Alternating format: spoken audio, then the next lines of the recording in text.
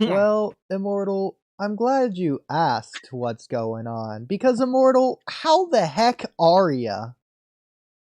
I've been doing good. I've been doing good. Well, Oh shit. how good?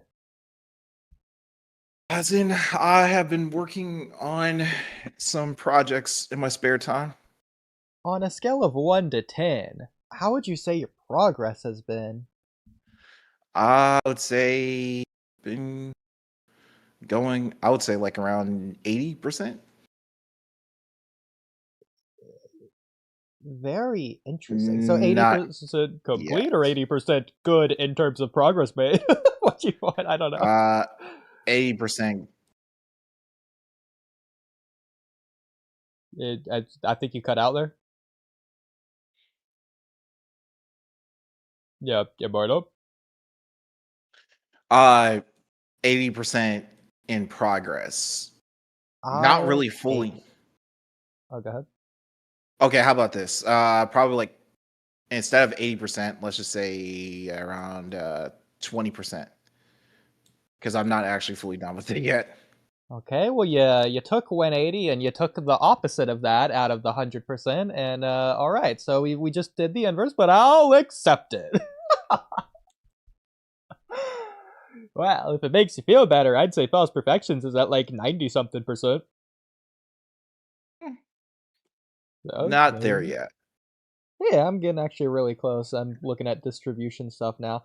But all that petty, pedantic, fallacious stuff aside, I'm just saying words that sound big. Um, Immortal, did you know that there's a certain someone's birthday? Oh, is it convoys? It's not Kamui, Is it but the yours? certain someone definitely just jumped out of their seat, probably giddy shaking with excitement. So, happy birthday to you, happy birthday to you, Tancho Beto, which is Japanese. Happy birthday to Space! It's Space's birthday! Yay! And Kamui isn't even here to sing it, but I am Space. I recognize you. So there you go. Well, now that that's done, Immortal! Have you kept up with Boruto? I have. Interesting. So, what have you thought about the latest chapter, which came out like almost a month ago at this point? Mm. Chocho pretty much knocking out a Muji clone I or just know, bro. That's blasting. yeah. What did you think about that? Because that's been the big talk of the town. I can tell some of you guys probably did not like that one. What gave it away? Me, I guess, mm, me personally, it's somewhat makes it does make sense in a way because as Mamushi is cloning himself, he's also decreasing in intelligence, and so that kind of allows Chocho and Shikadai and any ninja who would be considered weaker than Mamushi to be able to exploit that kind of weakness. So, Immortal, you remember Rock Lee, right? Yeah. And Oh, okay. Are you you remember talking what about like happened when he took his medicine. uh are you talking about when he brushed me up again? What happened? Well, okay. First of all, here let's just start with this. So you haven't seen any of our streams or anything, have you? So you haven't heard like any of our talking points or arguments or anything. uh not in a while. Okay. Well, that makes this Okay, so these should even be fresh. better. Oh, So, look at the man of the hour who's finally back. well, you just could not hear me seemingly. That's why I left and rejoined. Oh well, there you go. Well, it felt like you couldn't hear me at least. Well, yeah, I haven't heard you in at least since I left. So, Yeah, that explains a lot. well, there you go. Specific Immortal, did you hear me? Wait, what? Were Apparently you able to not. hear me for the last like 10 minutes? I guess. Okay, What? So it's just Oodie. Well, hang on. Wait, hang on. We need to get to the Immortal.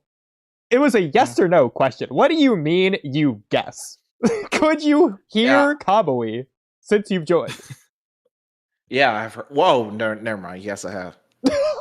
Okay. What? So it's just Oodie. Wait, hang on. Immortal. You realized you just changed your mind to the same answer of what you already had.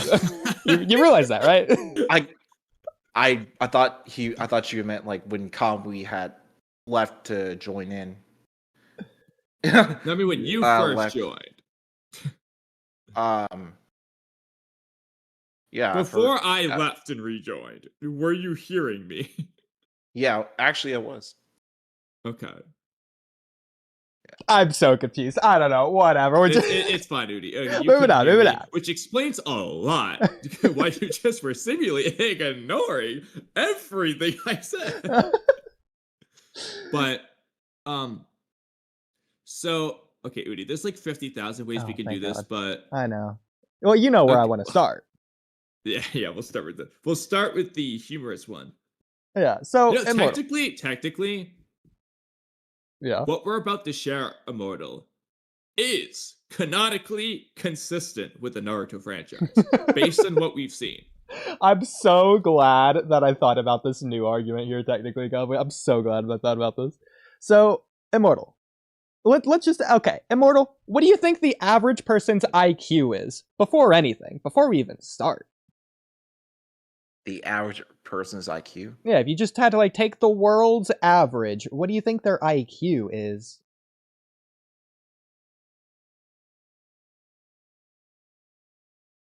Man, that kind of ranges. Yeah, I mean, I mean, if you take the average, then no, it doesn't. Yeah, it's just one number you get. Yeah, I mean, that's sort of the point of what an average is. It takes the range and then looks at the mean value. I mean, I guess we're looking for the median then. Well, similar, but not quite. You know, they're pretty close, but... If you were to guess, what do you think the average would be? And I'll give you a hint. It makes sense why they would make it this way. I didn't even think about that. IQ ranges are probably based on the average. Okay, Kamui, unironically, I thought it was a pure coincidence. I didn't even consider that. That's like working backwards in a way. I was under the impression that the scale was intentionally designed to be based around this being the average number. Okay, that's cool. It makes sense. So, Immortal, if you I had don't to know. take a I shot just at assumed it makes a lot of sense. Yeah. Be a big So, Immortal, if you had to guess, what number would make a lot of sense for that? That's a huge hint. 200? Well, that's Shikamaru's. So unless you think Shikamaru's average. I mean, I don't know if I want to go absurdly high. Similar to 200. Oh, you got the second part right. 300? Change the first word in that phrase. Well, I think you're going in the wrong direction here. So Shikamaru's not supposed to be below average. 2,000. I think we're learning a lot about Immortal's IQ. Whoa, Immortal. You think Shikamaru is that? All right. Are you thinking of Boruto era Shikamaru or Naruto era Shikamaru? Oh my god. Okay, Kamui, that's so much better than what I was going to say, which was Rota Ninja Shikamaru. He's smarter than Boruto era Shikamaru. Hands down, not even close. Yeah, he's the median here. How about 250? Immortal, I feel like... You're going... I don't know how else to put it. You're going the wrong way. This is a one way, and you're driving the wrong direction. The cops are pulling you over. Yeah, you know, you're colder. The opposite of boring. It says do not enter on the side. You're through the building. You went through the back door. All right, how about 280? Okay, Immortal, I feel like Kamui, how should we help him out here? So we've already given you the second half. I feel like if you remember it, I'll just tell you the first half. The first one is that. Kamui, that was a pretty good hint. Okay. The first one is that. Go ahead, Immortal. You already have the second part, so just put 2 and 2 together. In this case, it's not 2, but you get the idea. So what came after the word 2 in your initial guess? 100. Okay. So the second word, the one you just said, is correct. Can you say it again for me? 100. 100. Okay. There we go. You got it. Okay, so the average IQ is 100. So, Immortal, keeping that in mind, that the average IQ of the world is 100, hypothetically, if you were to have the average person become drunk, what would you say their IQ would become? It would go from 100 to what when they're drunk? Just a shot in the dark. If they're drunk, then I guess their IQ kind of decreases. Well, By how Maybe. much? Yeah. Goes I from can't really 100 say. to Maybe. Well, if the IQ of a person who isn't drunk is 100, then I guess maybe maybe when they drink it goes down to around 80. that's a good guess. Okay. Yeah. Very recent. In fact, I think that was my guess when I did this the first time too. Yeah, so, Immortal, what if we told you, despite your good guess, you're actually a little off? So, humanity here is, don't underestimate them, They're surprising. They're the top dog around here. Humanity is going to become Hokage if you underestimate it. So, Immortal, what if I told you the average drunk person's IQ is about... That's the wrong one. That's the wrong one. Oh, Why are these always back? I need to fix this at some point. What if I told you... every time. I know, literally every time. What if I told you the average drunk person's IQ decreases by 4 to 5 points? So it goes down from 100 to about 95. So they get about 5% dumber for the average person. So, keeping that in mind, Immortal, what if I told you we've confirmed with Japanese speakers? We also, by the way, just double check that we actually are live. Okay, yeah, so we're live. Okay, so just make sure that the audio is good. Okay, yeah, okay. So, Immortal, what if we told you?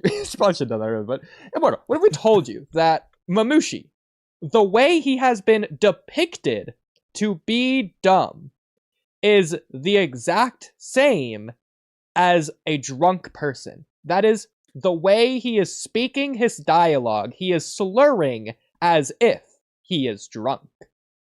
Oh, okay. The way the content is written. Okay, I'm starting to get it now. That's the only way he has so far been depicted as being dumb. So that's the only thing we have to go off of here. So what you're saying is, because as his intelligence decreases, he starts to sound like a drunk person, and based off of what you said about, you said you brought up a Japanese speaker, or several, yes. But yes, several. Okay, and you researched this all your own. Well, we'll get to the research which backs up our findings. Yeah, trust me, Immortal. Okay. This doesn't light a candle to the true findings of our little investigation here. So, but before we get there, Okay. Immortal, do you remember Kashin Koji gave us a number before the Mamushi invasion? How many Mamushis does it take to change a light bulb? No, how many Mamushis does it take before he becomes so dumb that he's relying entirely on instincts because he's become animalistic? How many Mamushis? Yeah, so in case it's just not speaking to you, Immortal, I will read to you what Koji says. Well, it's Koji / Shikamaru. So, all right, I'm going to paraphrase the first part. He gets dropped of intelligence, his senses become dull, his behavior is more simple, he'll be able to exploit this. Shikamaru says the best chance is to make him wait till they become stupid enough to cut them all down at once. And then Koji says, yes, but destroy their eyes, and you got to kill them all at once, because if you kill them, then they're going to gain their intelligence back. And then Shikamaru says, I see. If we accidentally leave a few alive, they'll each be harder to deal with. But if they increase to too many, we'll be in over our heads too. And then Koji says, let him reach 20 to 30 bodies. They'll become easier to handle, as if you were dealing with animals. Taking them all out in one swoop would then be ideal. And then he says, no need to worry about one Mamushi staying behind because the individuals can't help flocking together. So even if they made one wait behind, instinct would cause that one to hone in and rejoin the rest. That's with only 20 to 30. They're going to do both of these things. Be animals, easy to handle, and flock together. Okay, well, thank you, Kamui, for just giving him the number I was asking for. But that's okay. There's other numbers that Immortal can remember. So, Immortal, do you remember how many Mamushis there currently are? There currently are, as of right now, in the village. Okay. Yeah, because remember, Koji said 20 to 30 is the max, because each individual Mamushi is a steep, a sharp decrease in intelligence. Every individual clone. Steep and sharp decrease. Dramatic decrease in intelligence, as Koji described it. Every individual clone. So, by the end of chapter 27, there are like 4, maybe 5 Mamushi clones. Yeah, so 4 to 5 dramatic decreases in intelligence right there. All right. Let me keep skimming through. Skipping ahead. There's one. Keeping in mind that Koji said 20 to 30 at its maximum. Because more than that would just be too much. Oh, hold on. Okay, so that other Mamushi clone on top of the balcony split off into 3, so that's... Well, Immortal, I feel like we're not really doing it justice by looking at chapter 27 or 28 or whatever you're looking at. I think you should skip ahead to the more recent chapters, as in the last one. Around the middle of it, to be precise. When Itoji's speaking. Just really trying to save some time here. Let me see. Okay. Well, actually, Immortal, it's funny because you yourself have said this number earlier. True. 100? Well, the other one you said. But actually, 80? You know what? They do say that number at 1.2. Yeah. Which makes it But they said another number you said earlier. The first number. 200? So there's 200? There we go. Currently over, not just 200, there's over, as in more than, with the greater than symbol, greater than 200 Mamushis. Currently, Enogen says there's at least 200. Well, that would be the same.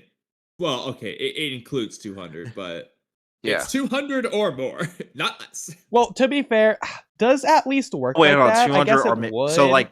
But, like, there's the greater than symbol, and then there's the greater thans or equals to that's symbol. At least, yeah. Okay. That is at least? Okay. Okay, never mind. I kind of looked at his dialogue incorrectly. He says there's at least 200 or of them, maybe more.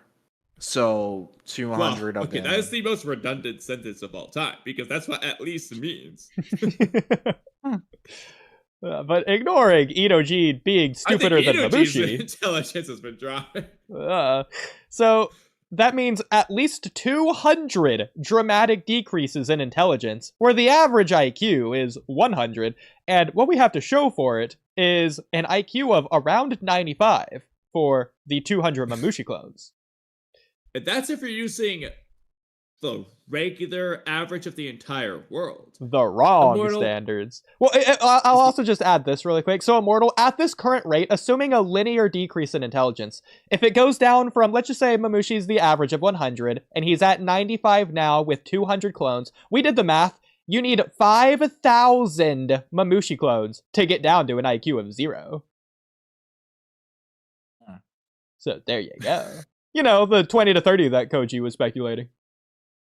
It's kind of funny considering the fact that Mamushi doesn't have to worry about chakra drainage with each of his clones. he can potentially go even further and be stupider than a rock.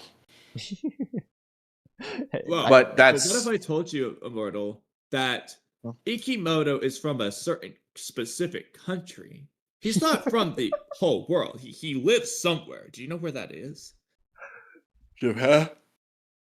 That's correct. Now, Immortal, I'll give you a hint. Japanese people, when they drink alcohol, they're not the same as the rest of the world. What do you think happens? That's so stupid. Well, Immortal, what do you think? You find it very humorous, clearly. I honestly don't know. Well, we didn't expect you to know, but we do expect you to guess. That was pretty good, Kamui. I'll give you that.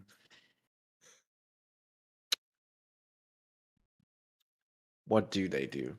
Kamui, you should write that down in messages. There's a we gotta use that more. There's a reason why we're making it a distinction from the previous point. Wait, is it? Are you going back? Wait, hold on. Yeah, so going back to the IQ dropping when drunk, it goes from 100 down to 95 for the average person across the world. Looking at specifically Japan, this changes. So how do you think this would change? Well,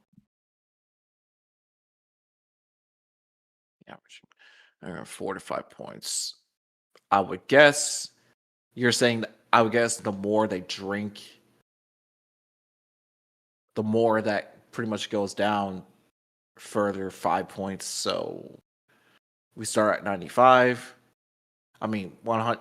You decrease 100 to 5. That's like 95, and then 95, 80. Well, that would be okay. So, but how do you think that applies to the average Japanese person? I guess it would be more. I guess it would be the same. Well, Immortal, what if I told you the answer is very interesting, given our context of Mamushi?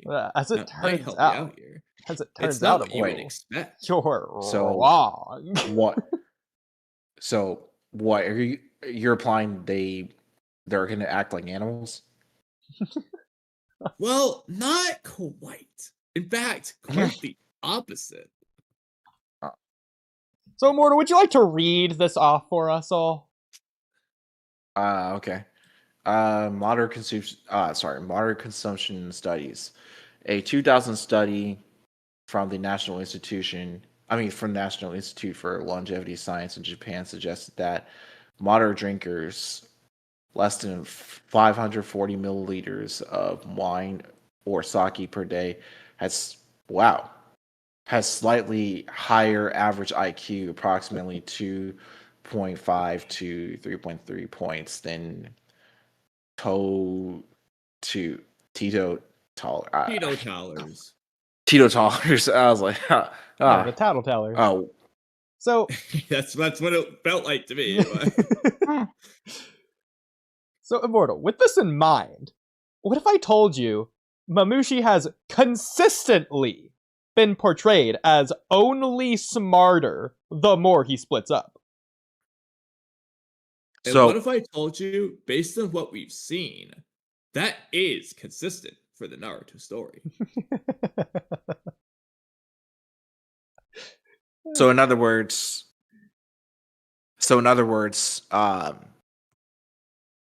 because he's Japanese, every time he pretty much splits up his clones, instead of him decreasing in intelligence, he gets slightly higher, about 2.5 to 3.3 points. Okay, so pretty much. How many clones were we talking about? Like 200? Yeah, we're about 200. And then maybe times 3.3. Or maybe that's we go about. Yeah, let's go with that. He has 600 IQ right now. Yeah, 660 IQ. Which actually is pretty consistent. Because you see, Mamushi, when he starts the invasion with like 4 clones, he's just going in blind. Not a strategy in the world. And you know what he does when he hits 50? What? He starts to strategize. The smart guy Shikamaru was famous for. With his over 200 IQ. Mamushi's only behaved smarter. At 50, when he's supposed to be a raging animal at 20 to 30. And now he's at 200. So his power is keep taking in mind, Mamushi's politely asking people where Ada is, like Shura, like Ishiki, at 50. So 50 Mamushis is just as smart as Ishiki and Shura. Wow. But it's not just Mamushi, Immortal. Do you know who else displays a very obvious increase in just overall ability when they're drunk? Rock Lee. That's right. Yeah, I mean, you saw the fight. Yeah, his moves were very... I mean, he's so smart, he can just predict what Kimimura's going to do to him with his eyes closed.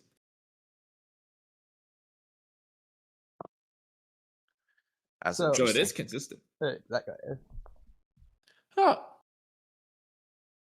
But and then Ada and Ko, when they're making their strategy meeting of what they're going to do with Kawaki and Boruto and stuff, you know what they're doing? They're drinking alcohol. No wonder Ramadon's so smart. So the more they drink, the more smarter they're going to get. Keep in mind, Immortal, we've confirmed this with a native Japanese speaker. Someone who's living in Japan right now. So, there you go. But Immortal, what if I told you that, drunk IQ aside, that's not the actual problem with Mamushi? You what brought is up the problem? A very common theory earlier about why the justification for Chocho, body bagging Mamushi. Yeah, so get back to the roots of it. So let me ask you this: who do you think is smarter, Mamushi or a Clawgrime? Mamushi. And just to clarify. Oodie do in Naruto topics. I know, I was just trying to find it. I mean, Tom freaking said it. When, even in this latest chapter, Mamushi or the Clawgrime? The answer's pretty obvious. How many times have you said Clawgrime? Jesus Christ. The Clawgrime? Here we go. You think the Clawgrime are smarter than current Mamushi? Oh, no. Sorry. Okay. So, Immortal, you can say Mamushi is as dumb as you want, and we can just momentarily ignore every other argument in the world that we have a problem with it. I mean, I'll repeat myself. Does anyone... Oh, actually, you know what? You don't have to show it, but I will go find the Mamba discussion on this when I said something kind of funny about this. But does anyone think current Mamushi is dumber than Clawgrimes? Is there anyone who actually thinks that? If so, please let me hear your reasoning. Now, I'm going to quickly say this point because, so Mamba's like, Clawgrime don't have their IQ lowered, and I said that Shinju awakened intelligence. That's the point. The Telltales didn't have it. The Shinju awakened it. Verbatim. Stated. It's the point. In other words, the Clawgrime didn't have intelligence. So it doesn't matter how dumb Mamushi gets, he still has intelligence, which means it's more than the claw grind. And then, I guess the rest of that doesn't matter. So, yeah, there's really no way around it. He has what the claw grind don't have, and that's what? Intelligence. Yeah. Let's also just ignore him speaking legible, coherent, full sentences as well. Exactly. Like, Mamushi's most drunk speech is a full sentence. The smartest claw grind, the Rinnegan claw grind, could barely say Otsutsuki. And that was probably more of like a tick than anything, rather than it knowing what an Otsutsuki is. It was also clearly awakening, like, it was clearly upgrading closer to the Shinju. He was awakening its Rinnegan and stuff. It could go on the path to the Shinju there. So, the moral here is, Mamushi's literal dumbest possible state would just be the claw grind, that pure animalistic instinctual state. He's clearly not there, but that's as dumb as Mamushi can get, and he hasn't gotten there. But let's just pretend he was equal to the claw grind in intelligence. So, I'm not reading my thing here. You know what? All right, hold on. I'll read this paragraph, and then I'll say what I was going to say. So you can say Mamushi's more distracted now, as he can get annoyed by his fellow Mamushis and attack them out of annoyance, whereas the claw grind seem purely focused on their objective of eating people. But Mamushi's clearly far more cognitively aware than the claw grind and is capable of strategizing, which the claw grind can't do. His emotions might make him annoyed, but he has way more cognitive ability and clearly more IQ. The smartest claw... Okay, we already said this. Mamushi can strategize. He has the ability to observe and react to his opponent's tactics, comprehend the jutsu, whereas the claw grind... Okay, so yeah, okay. I'll go back to what I was going to say earlier. So, do you remember... Oh, actually, no, that's what I'm doing here. Oh my god, I just predict my own messages. Okay, so Immortal, what's the point here? Well, as we see in Chapter 1, base Sarada has absolutely no trouble bodying tons of claw grind left and right. Chidori. You don't even need a Sharingan, just base. And similarly, base Boruto and Kawaki with his limiters on have absolutely no trouble beating a regular claw grind. The only exception's the Rinnegan claw grind, who's clearly an outlier in every way, so we can ignore him. Meanwhile, Boruto consistently struggles far more with all Shinju consistently, including Mamushi, 1v1 and 2v1. It's clearly more difficult than the claw grind, even when there's more than one. And there's a huge difference. It's just very blatantly a huge... Boruto, with his eyes closed, is just chopping off claw grind. And then, meanwhile, he's using Karma against Mamushi. Okay, he's clearly... Mamushi is a far superior combatant. No matter how dumb you think he is, which literally can't get dumber than a claw grind. But no matter how dumb you think he is, he's clearly far superior in combat to the claw grind, based on just Boruto. And then you have Sarada going from stomping claw grind in base to using her, not her 3 tomboy Sharingan, her Monkyakyo, making herself go blind when she fights Mamushi's. And then you have Kawaki getting 2 upgrades to beat Mamushi's, whereas, he beats regular claw grinds and struggles with a Rinnegan claw grind. And before, scroll down underneath. So, sorry. Kawaki's not just using 2 upgrades. He's using 2 upgrades and Karma to fight Mamushi's, whereas he's just bodying them in base with the claw grind before the upgrades. Let's skip over that. Let's keep in mind, these Mamushi clones are equal to Mamushi, and Chocho's bodying 4 of them. It doesn't even matter if you think that Boruto is asking Code for help against all 4 Shinju, or if it was just Mamushi. If Boruto isn't effortlessly taking out all 4 Shinju, he's below Jojo. Yeah, well, we'll come back to Chocho for a second. So, I want to make a point here. So, Boruto isn't outsmarting his Mamushi horde. Sarada isn't outsmarting her Mamushi horde. Kawaki isn't outsmarting his Mamushi horde the same way they didn't outsmart the claw grind.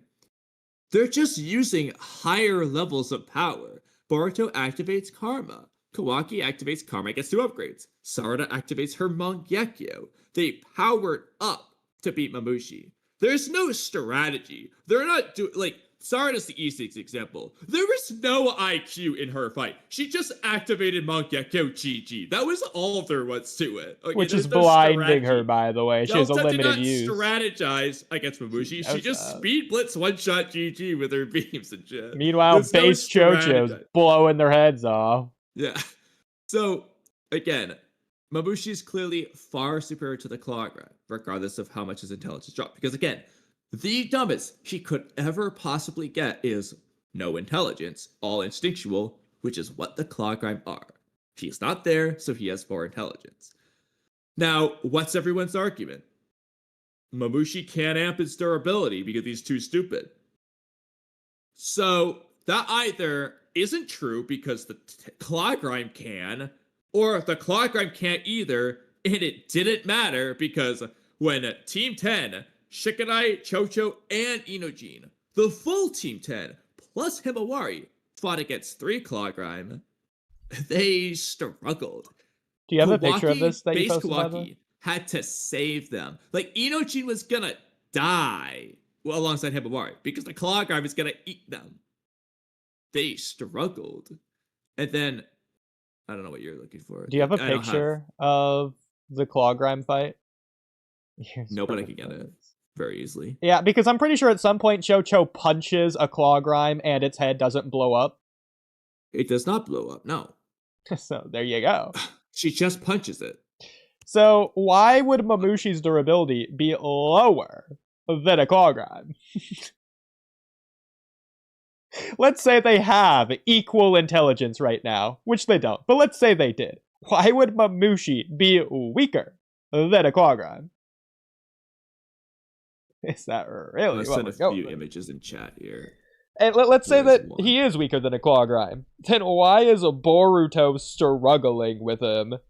We saw how effortlessly Boruto is taking out the Clawgrime in the first couple chapters, and then he's struggling against Mamushi right after that. So clearly showing Mamushi's stronger than a Clawgrime, except not really. Where'd you post this? So I'm just doing a few images here, all one after the other. Sure. Just to show the progression of this fight. This is the Clawgrime scene. Yeah. So again, it's the full Team 10 here. So Chocho doesn't just hit a Clawgrime. No. Kicks it. They're in Shikanai's shadow position first, then she hits it. She punches and then kicks it. She does like 2 things here. He's not blown up. Then the next page, again, he's in shadow possession too. Then he's just sent back and go to the right, Oodie. It's manga, right to left. You're a Japanese speaker. Okay. So then a Clawgrime comes out behind her. And scroll down to the bottom right.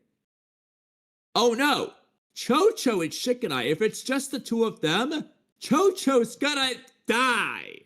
So this is the same team that's fighting Mamushi, by the way. Chocho and Inojin, or Chocho and Shikanai. She has to be saved by Inojin, top left. Inojin saves her. Whoop-de-doo, all happy-go-lucky, except, oh no. Next page. I'm so bad at this comment, I'm so sorry. I know, you are awful at this. In fact, just stay zoomed out. Okay. Making this worse. So, oh no, the Clawgrime's countering Inojin. Himawari's falling, and it's gonna eat Himawari now. And then Base Kawaki has to come in and save them. Yeah. And Base Kawaki does with ease. Clearly, Base Kawaki is far stronger than all these guys, and this is limited Base Kawaki. Not even close. Way better. So, there you go. And keep in mind, Base Kawaki's stronger than all these guys, yet he's not blowing up their heads when he's kicking them. So... And either, because they're instinctual, they can amp their durability, which means Mamushi can when he's instinctual, or neither of them can, and it still wasn't enough to blow him up. Let's keep in mind, when the Ten Tails is in the war arc, it's doing things that are smart. You know, it's flicking tailed beast bombs away from its eye, which, by the way, is just an incredible feat, but ignore that. And then the frickin' Hashirama's deity gates, which apparently takes away all will to fight. Yeah, those drop on the Tin Tails. And the Tin Tails is still smart enough to try and keep its opponents away by making the Tin Tails like fodder minion things that it makes. And then even when it's get hit with Amaterasu, it still has the intelligence or instinct or whatever to separate that part of its body. While under the deity gate. And, like, obviously, we should factor in Naruto's Ten Tails, but I don't even think we need to, because you can always just say, okay, this Ten Tails is dumber, it doesn't have the same intelligence, whatever, no Kaguya behind it, whatever. That's fine. We don't even need the Naruto Ten Tails. It's just further evidence. It's also Jubido and how he fights. But we don't even need that. If you go back to the paragraph from before, then we can do those other topics. And Immortal, feel free to jump in here at any point.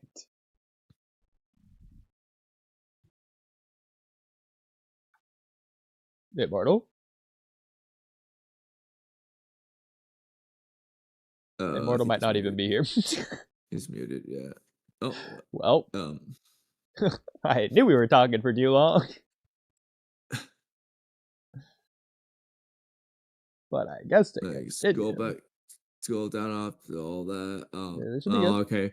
Well, if he's not here, I guess we might as well go to those other images I started posting. At the bottom of Boruto topics? Yeah, well, it's not going to be at the bottom anymore, but...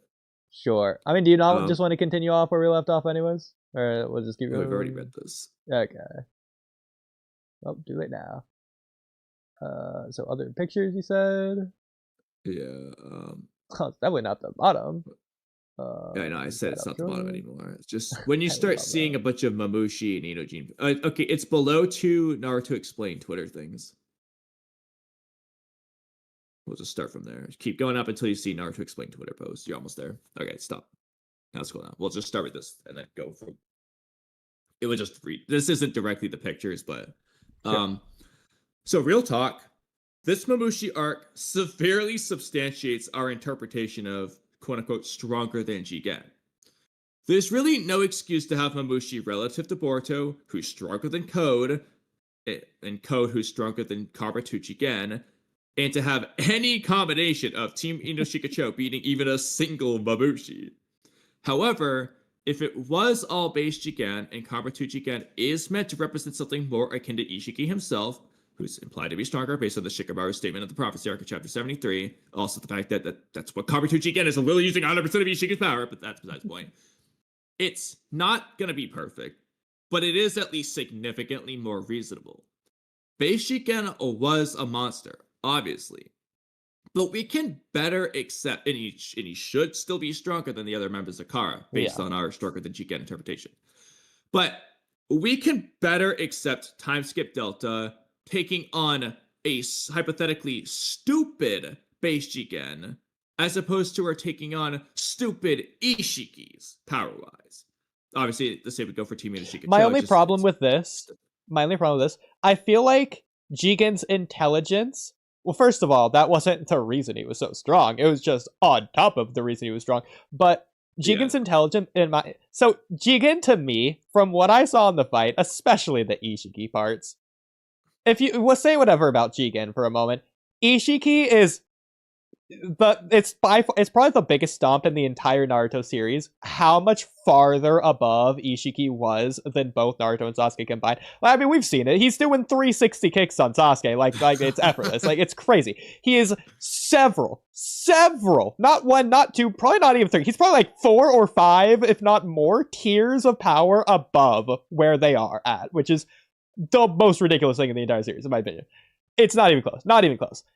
I feel like... I mean, what Jigen did to the Susanoo, Kabuto Jigen, is basically what Orochimaru did in Naruto Storm Games to be done.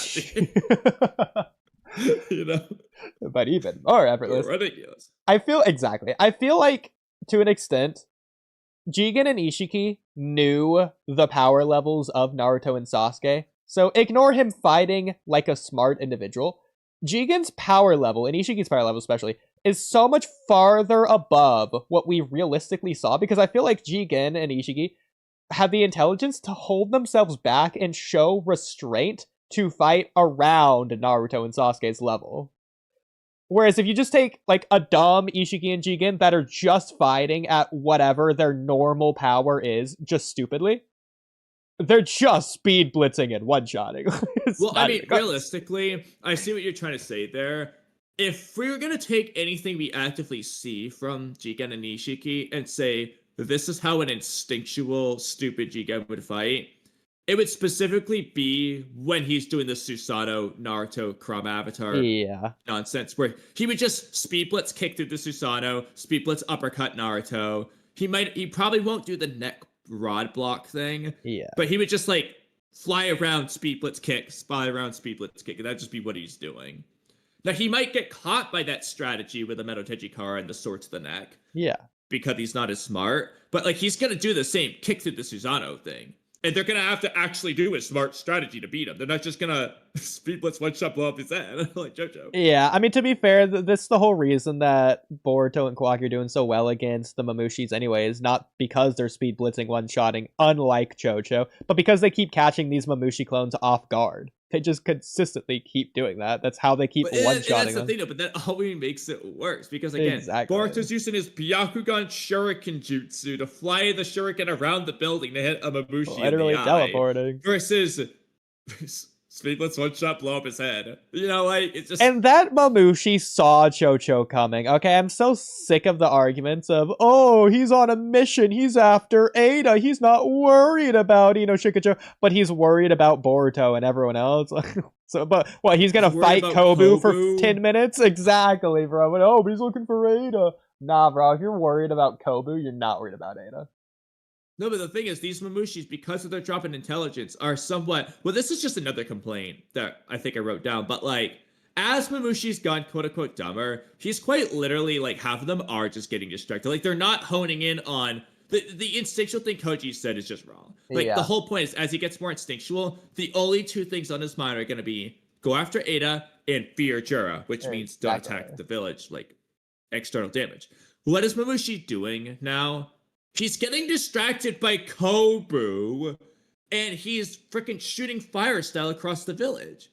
Like, he's not doing the two things he's supposed to. Yes, there are Mamushi still going after Ada. Yes. But they shouldn't be distracted by Kobu. They should be just like a zombie going after Ada. Like, Kobu's like, they'll even be ignoring Kobu based on the instinctual thing, but he's not. He's not doing that. And again, this is 10 times more Mamushis than it should have been for this to have even been this as a complaint in the first place. It's 10 times worse than you're making it out to be. Yeah, it doesn't make sense. This is also just ignoring the fact that he's only spread out rather than herded together. I know, it's just continue to spread out more and more. And let's also just ignore them retconning. Apparently, the Mamushis don't do that by themselves, but Shikamaru is going to tell them where Ada is, so they herd together. Let's ignore that. Happen. He could have done that to begin with, then. It's like, why didn't you just do that when there was 10 of them? Exactly. Oh my god. Now, back to the Jigen point real quick. Would this fix the power scaling? No. But I do think it helps it because, again, it's like, if we want to argue Delta has surpassed base Jigen with their, hypothetical upgrades in Jigen stupidity, we can believe that. If we're going to argue that she surpassed Karma to, speed blitz the break through the Susanoo and Naruto Kurama Avatar at the same time, Jigen, does anyone believe that? Again, who is Delta? Delta was inferior. She fought well, but she was inferior to just the KCM cloak Naruto. Naruto's stronger form is the Avatar. Naruto has Sasuke, his equal, and when they team up, it's greater than 1 + 1 = 2. But let's just ignore that for a moment, and it just say it's 1 + 1 = 2. So you have a whole tier stronger Naruto because of the Avatar, plus his equal teammate.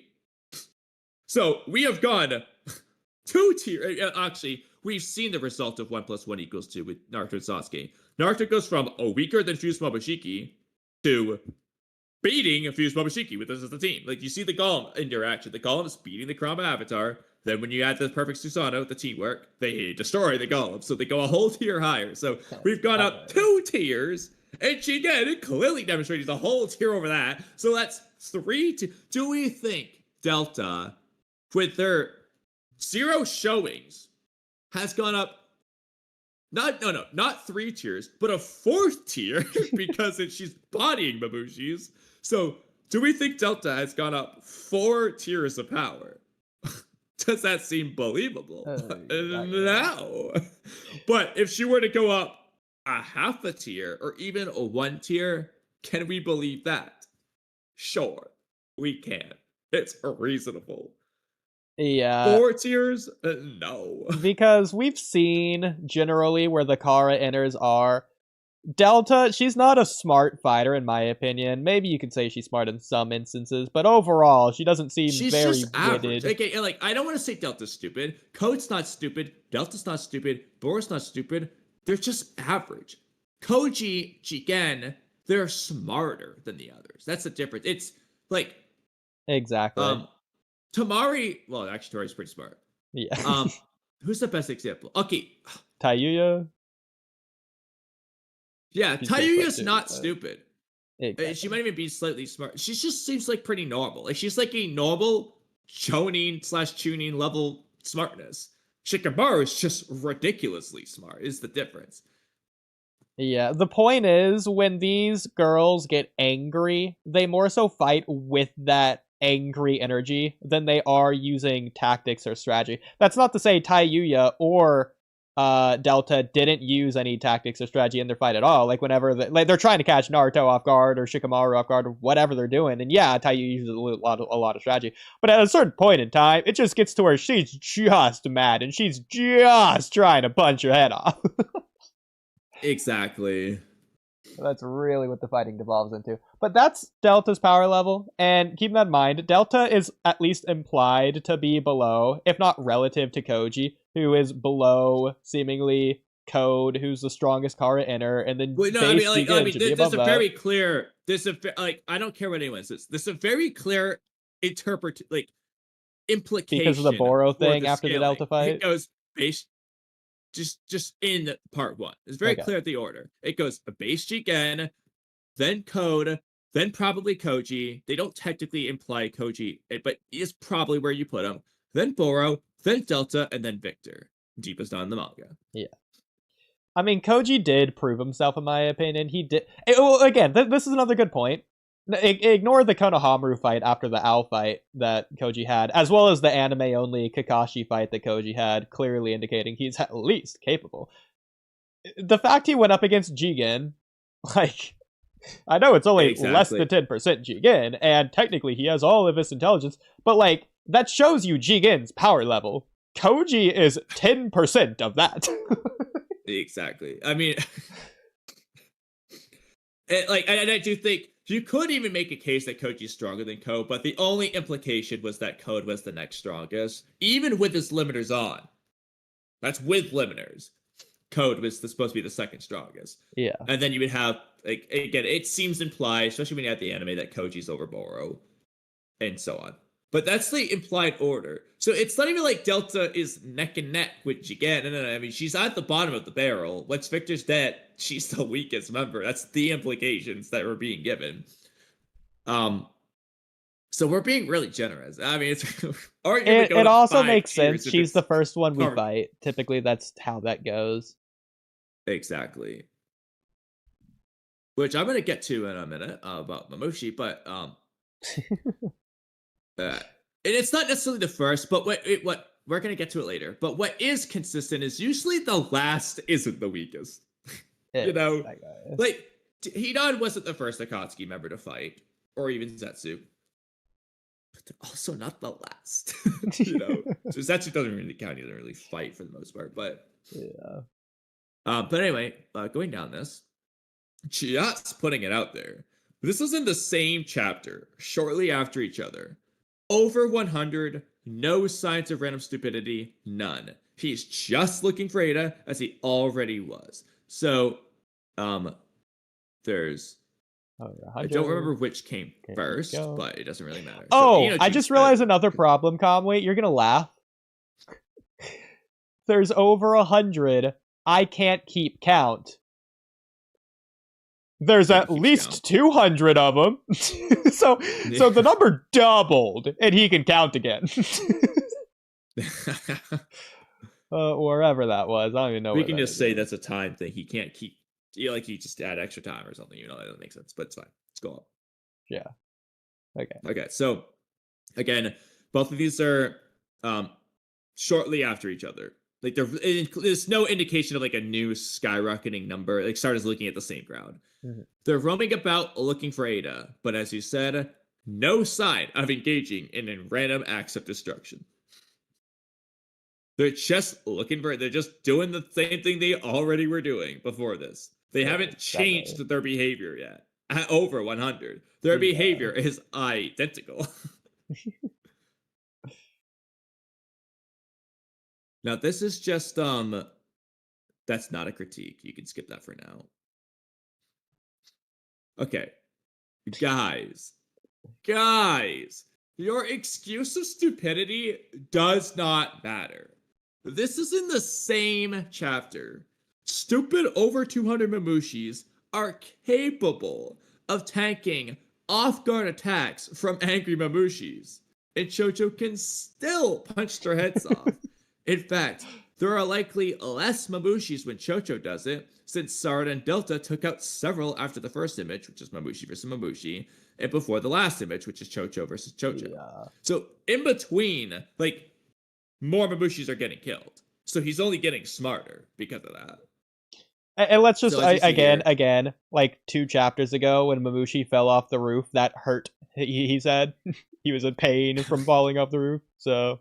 Well, ignoring that for a moment, he just tanked Mamushi. Yeah, this is an angry Mamushi. His hand is transformed into the club. Chocho's hand is practically the exact same as normal. And he's off. The other one's off guard. That's why he gets surprises. Like, hey, what are you doing? Shut up. You want to die? That makes it even worse. Yeah, him being off guard is way worse, actually. So yeah, again, off guard. I don't care how stupid he is. Off guard Mamushi can tank Mamushi. Mamushi can throw Boruto against walls and push him back and stuff. But so anyway, Mamushi he also tanks his fire style. He's still alive. This is after that. Look, he just did the fire style because if you go back a page for a second, you can see the same guy on the ground. So there's the guy who's falling with the scarf and stuff on the edge there. He's in the next page. So on the left there. Yeah. There he is. It's one of these two, anyway. We'll go back again. Based on the outfit. I think it's this guy with the black coat who's on the ground now. I think that's him falling. Yeah. And you also see him with the other guys, but so he tanked, not the guy, he wasn't in the fire style, he just fell, but Mamushi tanked an off-guard hit and fire style. Yeah. So even if you want to say Mamushi's all offense right now, they can tank their own attacks. And then you have this. And I don't know if it's said somewhere, but when Mello was reading the chapter, I could have sworn Mello said that Chocho said easy peasy at some point when fighting Mamushi. I'll double check. I made a point about this. Well, I made a point similar to this, which is that we'll get to it, but what they say in this chapter about the Mamushis is word for word what they say about the Claw Grime. Oh my god. In chapter 2. They literally use the same dialogue. But I'm gonna go ahead and double check the easy peasy line. Yeah, because if that's the case, Mamushi is easy peasy. Light work for Chocho. Chocho's not struggling. She's not going all out here. She's not even trying. They're easy peasy. Okay, while you're looking for that, I do want to go back to a point you were saying earlier about this, like a rewrite, how to fix this in a way. So what you were saying earlier is that nobody is outsmarting Mamushi. Boruto's not outwitting him to win or whatever. Like Chocho, she's not using ninja tactics to beat Mamushi. Obviously, the way to do that is to use ninja tactics, outsmart him, outwit him, because they should be more powerful. We have a clear example of what that looks like in Naruto. Think back to Konoha Crush. they're all going after Gaara, and Sasuke technically was their mission, but they're going after Gaara for the Gaara fight. And Shikamaru's with them, and at some point in time, Shikamaru realizes that there's some sound tuning / joning, depending on anime versus manga differences. That's chasing after him. A couple of them. They're outnumbered, and they're like tuning / joning, so they're probably stronger than them individually anyways. There's no way for them to win. Oh, what does Shikamaru do? He does a shadow possession and outsmarts all 8 or 9 of them, technically.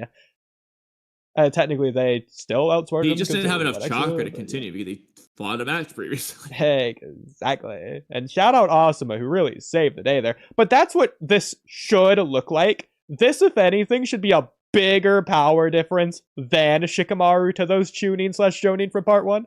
This should be a bigger gap in power.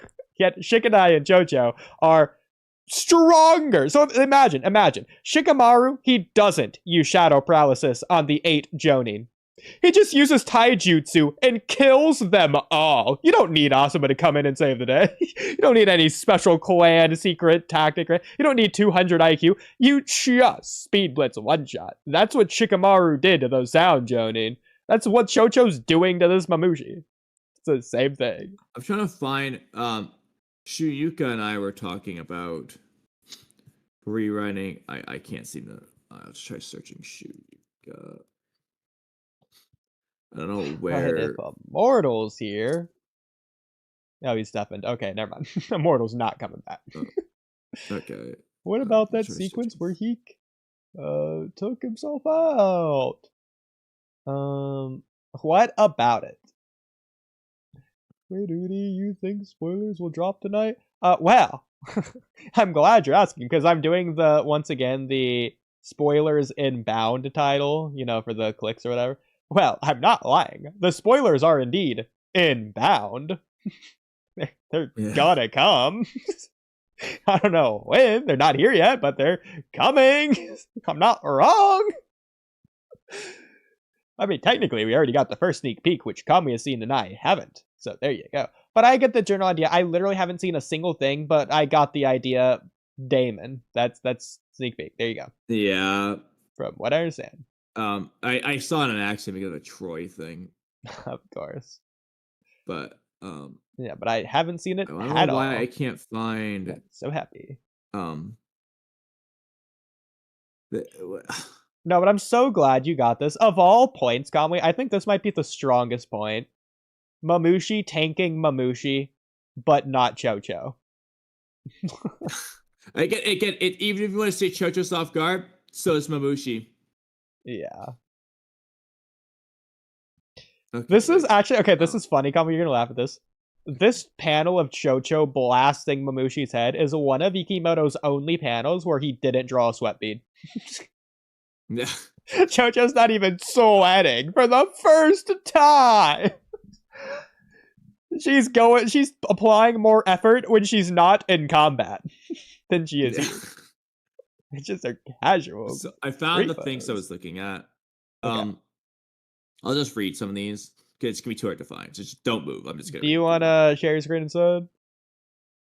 We'll see if it works. Oh right, that's gonna be a problem too. Okay. I quit and reopened Discord earlier, just in case it does the trick, but it's not looking good so far. Working? Oh no. Okay, I don't understand. Yeah, I don't understand. Yeah, well, I just can't. We're gonna have to check this in our private call at some point. Yeah. All right, go ahead and share your screen again, but I'll start reading. So, go ahead.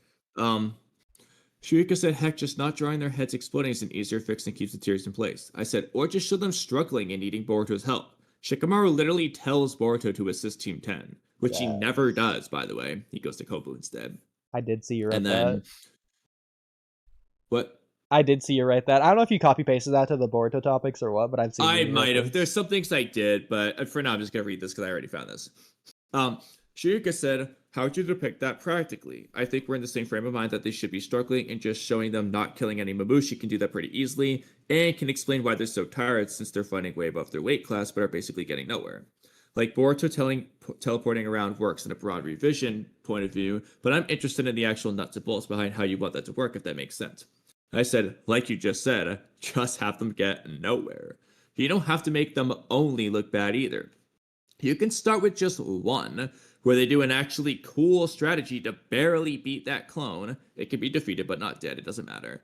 Only for more Mamushis to spawn, and then they have a 5 Kage versus 25 Wood Clone Susanoo moments where it's like, oh shit, now we're the ones who are outnumbered, and they basically just have to run away like they did with Jura. Or you can just have them be using all their strategies just to stay alive, or they can hit Mamushi with strategy since he's dumb, but it never does anything because they're too weak to actually kill him. Maybe they rely on Himawari's Biju powers at first, but she has a short timer for now, and once that's gone, they can't hurt him anymore. I mean, there's really infinite options. Just don't have them winning against multiple Mamushis with ease, lol. They can be running away half the time. They can even run away to lure Mamushi to Boruto or Kawaki's locations. I mean, there you go. It's that easy. No, if he wanted a page by page, panel by panel thing, we can do that another time. But yeah, I think luring them to Boruto or Kawaki would be the best way to do it, in my opinion. It would also, once again, be a good comparison between the two. Like, we should see how strong Boruto and Kawaki are in comparison to not only Mamushi, but one another. Yeah, exactly. Also, by the way, if you go to the bottom chat, I found the easy peasy. This is from when Chocho did the big, when Chick and I, ripped them off the building. Okay. Yeah. Yeah, so, that's even worse in my opinion. Yeah, when they're smarter, by the way. 4 Mamushis is easy peasy. And that's when they're not as dumb either. Oh my god. Easy peasy. That's awful. But if we go back to the topics now. Literal light work. Okay. So I also read this. Chocho gets a bunch of the heads off, and dumber off-guard Mamushi can tank hits from Mabushi multiple times, by the way, and less dumb on-guard Mamushi is getting blown to bits in one punch from base Chocho. The reason why he's less dumb is because more have been killed by the time Chocho does it. And he's on guard, presumably because he's fighting her. And even if they were equally as dumb, equally as off guard, you still have Chocho's AP is just blatantly superior. Exactly. Which is just ridiculous. And then I said, all right, I'm gonna let you read some of these. Your excuses do not work. Your excuse of Mamushi being dumber, your excuse of Mamushi being dumber in this chapter does not work for the Karma Boruto versus Delta point. In the same chapter, Delta's bodying several Mamushis. Meanwhile, once again, Boruto uses Karma when taking out the Mamushis attacking Inojin. Okay, Kobu is what you mean, but yeah, I get what you mean. This is not a case of Boruto just left Karma on the whole time. Boruto deactivated Karma when done fighting on his earlier battlefield, reactivated it for this one, then deactivated it again. He's turning it on and off like Sarada with her Sharingan. That's funny. That's funny. He's choosing to reactivate it when fighting multiple Mamushis. That's a really good point, because people could make the argument that, oh, Boruto didn't need the Karma for Mamushi. He just did it that one time to absorb the fire style, because he's protecting the village. Exactly. Boruto couldn't stand if that fireball hit the building behind him. Oh, no, he had to absorb it. Now, and then he's just keeping it activated because it's already activated. Why not? Now, it's clear he's just doing it preemptively to fight Mamushi. He turns it off when he's done fighting him, and turns it back on when he fights him, and turns it off when he's done fighting him. Consistently, this whole arc. Exactly. Even if... But... go ahead. Yeah. No, I was just gonna lead you to say this. Okay, even if Boruto hypothetically didn't actually need to use Karma for this, it's still narratively blatantly bad and a problem to juxtapose these scenes back to back like this. Never mind freaking Chocho. Okay, can I just pause to just take a moment to address? It's not just that it's Chocho, considering her powers level. It's Chocho because she's a meme to the community, which is why it's extra funny. I know, it's like if Nishi was doing it. You know, like... It's like Kiba is probably one of the stronger people in part 1 from like the Rookie 9 or whatever. But it's like no, I mean, Kiba... I know I've said this, like Kiba. Okay, so sorry to cut you off, but yeah. the 9 who make it to the finals, they're all tuning levels. Rock Lee was also tuning level. The other maybe is Kiba. Kiba was either a very high tippity top of getting, or he was arguably barely at the cusp of tuning. Like, he's kind of, when Naruto's put up a good fight. He's quote unquote the best 4 in the league, according to the weekly chapter statements. But like, Naruto was losing until the fart. I mean, not gonna lie, Kiba should do pretty decent against Neji. I'm not gonna say he wins, but like, he might be faster than Neji, and a Fang over Fang. I don't know what Neji does besides rotation, but then that's just gonna like bounce Kiba away. That's not gonna stop him. He can just come back again. He's not faster than Neji, but he's faster than Naruto.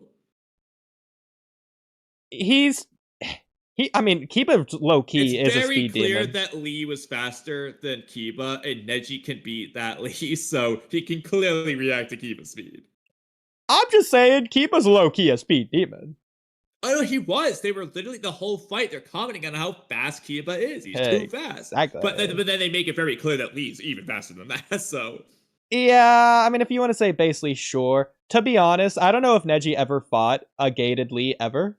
But that's a different argument. It doesn't matter the gates. Weightless Lee was very clearly a billion times fast. Like, it was just very clearly faster than Kiba. Even if you don't count Primary Lotus, which Neji probably fought a Primary Lotus Lee. But even if you don't count the first gate, like, Weightless Lee is just faster than Kiba. I'll give it Neji to you. Stronger. And Neji probably fought Weightless Lee. Probably.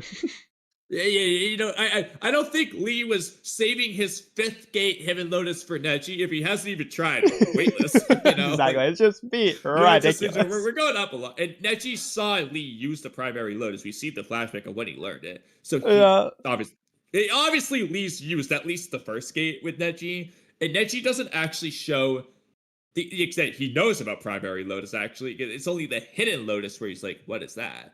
And then Neji's doesn't show immense surprise until we get to those later gates, and that's when they're actually saying, "Oh, this is what's for Neji." So, gate was definitely used. Wait, so why do you think the first gate was used? Well, it's what's used for Primary Lotus, which Neji has seen Lee use multiple times, and he knows the conditions for use. Well, yeah, like, because Guy trained it to all 3 of them. 10-10 knows it as well. Exactly. So it's very likely that Lee has tried using the Primary Lotus on Neji, and it wasn't enough. Very likely. Oh my god, I don't know what you mean by exactly. So that Neji knows it because of Guy. This doesn't necessarily mean Lee tried it. But even if Lee did try it, necessarily mean that, but Lee wasn't saving the Primary Lotus for Neji. Even if Lee did try it, I don't know if it would work. Not because Neji superior, but because if Neji knows the move, then he probably has a counter already for it. Well, either way, he needs to be able to react. Is the point? And Neji's not. I mean, Neji is not even phased by the speed or anything. So it definitely seems to imply that this is not enough for Neji. It's very clear that the Hidden Lotus was what was enough. I mean, to be fair, I don't think it's I don't think it's the speed that is fine. I think it's just because he has the Byakugan that he can just see any angle that Lee can try and attack him from. It doesn't matter. He can still react. Well, what I mean is, I don't know if like a Neji not using the Byakugan would be able to just counter weightless Lee. It might depend on how Lee fights, but either way, he has the ability to react to everything he does. I mean, Lee does consistently just do the whole like run around the enemy in a circle 360-degree pattern thing to like his opponents when he's like weightless or whatever. Like if he does that to Neji and he just like attacks Neji's back when he doesn't have the Byakugan on, which Neji would never do, but hypothetically. I mean, yeah, we don't know other than that in the flashback when he's beating up Neji in the anime. I don't think he had his Byakugan on for that, but that doesn't matter because it doesn't matter for that one. We don't know what Lee has at that point, but I mean, I agree that he very well might not be able to beat that Lee without his Byakugan, but that's also like saying, okay, take away Lee's taijutsu. You know, it's just you're taking away it. Yeah. But regardless, Yeah, I feel pretty comfortable saying that Neji can handle Kiba's speed. Even if Kiba, I would say, he's at least top 4 fastest of the Leaf Ninja in the prelims, at least. Because Lee, I'm gonna go ahead and say Lee was faster. Neji, at least in his combat speed abilities, would be faster. And then Sasuke, arguably, because he did the Lion's Barrage. But it definitely does not feel presented that way whatsoever. And I'm 100% putting Kiba over Sasuke. Yeah. I think I would have Kiba faster than prelim Sasuke as well.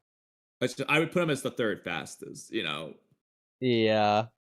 And it's not counting Dosu's sound speed to where his sound might be faster, but he's not kind of that. Just ignore Dosu for this. Sure. At the very least, Neji probably has a lot more like dexterity and agility. Kiba likely might have a faster top speed. He might, yeah. It's the problem is, there's also the issue of the way, and I'm gonna blame the anime for this. The way they depict Neji's speed is 1, inconsistent, and 2, sometimes when he's supposed to be running fast, seemingly, he's also like, I don't know, he's just saying a lot of words on his way there, and it makes it feel, the anime's making it feel like he's not that fast. But then there's other times where he's across the battlefield, he just does one lunge and hits Naruto from across the battlefield, and he does other things at different points. So it's like, and then there's the fact that he can fight and beat Lee, and then his data book stats, if you want to count them. I think Neji's supposed to be fast. That's why they're freaking out when he's running towards, Hinata. It's just, okay. Okay. Regardless, because we obviously clearly are never, ever going to agree on Neji. We knew that going into this. But at the very least, we can at least agree it's weird the way it's depicted. Because Neji's rival is a speed demon. So, and Neji's constantly beating the speed demon. But at the same time, Neji is like never once stated or implied or anything to have any kind of speed. That's not what makes him strong. That's not what makes him anything. It's not his speed. Yeah. I don't think Neji's speed is ever stated once. Just implied. There might be like one line of dialogue where they comment on like speed. And you could say there's certain implications of speed at different points. But especially in the anime, they don't animate it to indicate speedster, like most of the time, at least. Sure. Whereas I would argue, Kiba, the way they depict it in the anime, emphasizes his speed more than they do Neji. Even though Neji probably is just blatantly faster. But like the way they make it feel is like Kiba is God. I disagree. I think like hypothetically, you put Neji and Lee in a race, Lee wins. Well, I said Kiba. Oh, okay, I didn't hear. I thought you said Lee. Maybe that was Discord messing up, but that's alright. Okay. This is a funny one. If you count Tenten's projectiles as part of her speed, Neji might low-key be the slowest member on his team. I don't think that'd be too crazy to say. I don't know. I mean, it depends. He can 64 palm all the spiders and shit really fast and stuff, so I don't know. Okay. But that's the difference between like distance and movement, because Neji's not going anywhere, and I feel like that's a huge But that's what difference. You could just theoretically do to Tenten. Well, first of all, Tenten's weapons literally have no speed scaling. I mean, like Tamari can move her fan very quickly and get in the way. Like, clearly they're not that fast. I mean, I assume they're equal, if not faster, than like everyone else's projectile speed. I mean, sort of her that's thing. Never been an issue for Neji, even with the. I don't think Tenten's throwing speed is faster than Ninetales enhanced Naruto's throwing speed. That's not an issue for Neji. Okay, what I mean. Okay, I'll give you a compromise. I don't think Neji can run faster than Tenten's kunais. But I think that Neji could, without rotation, Neji could catch and or block or deflect or whatever, pretty much like as many kunais as Tenten could ever launch at him. I think he has the speed and reaction to do that, but he can't outrun them. He would have to avoid them or like dodge them or like block them. I agree with you. However, I'm going to add a caveat, which is that I think that applies to like everyone. The best, most classic example of this is Paradox's favorite when Rock Lee's kunai outspeeds 8 Gates guy. You know. So based on that, yeah, I'm gonna agree, but it doesn't mean anything. Okay, to be fair, I do think that Tintin is a sleeper pick. I know you hate me saying that. Everyone hates. I'm the only Tintin fan in the entire Naruto community. Well, I'm gonna tell you this right now. If we're gonna talk about anime depictions for a moment, when she runs around Tamari in like slow motion and does absolutely nothing in the anime, that did not make her look fast. Bro, the twin lion dragon jutsu is OP and takes out 90% of the tuning exams cast there. I don't care what anyone says. It's a freaking strong technique, bro. It's basically Tenten is probably similar in scaling to the grass ninja that Gaara killed in the Forest of Death. You know, the one that was like raining needles or whatever. Gaara was just a hard counter. Because freaking Kiba's team was like eyeing them down. It's like, oh, they're gonna be a tough match if we go up against. So clearly they're strong. Like they might have beat Kiba, Hinata, and Shino. I would not be surprised if that one guy was that strong. He could probably 1v3. He's freaking a sound ninja 1v3ing the Ino Shigecho, basically. He could be that level. I think Gaara was just a monster to where if that guy fought Naruto, Sasuke, Kiba, any of them, he might just rain down 1,000 needles and just insta-kill him. The scary, sad part about the tuning set, of course, we don't get to see anyone else but him, but like, there were people like him who just blatantly might have made it to the finals if they just didn't fight Gaara in the Forest of Death. I know. And Loki... I mean, no offense, but put him against Sakura, yeah, I think he wins. Okay, well, that's unfair, but I'm the only one that would defend Sakura. No, you just said you think you could beat... No, but I think it's incredibly impressive that he would beat Sakura. I think Kiba's stronger than Sakura, so if he's beating Kiba, he's beating Sakura. Kiba might resort to a food pill to win, but yeah, I agree.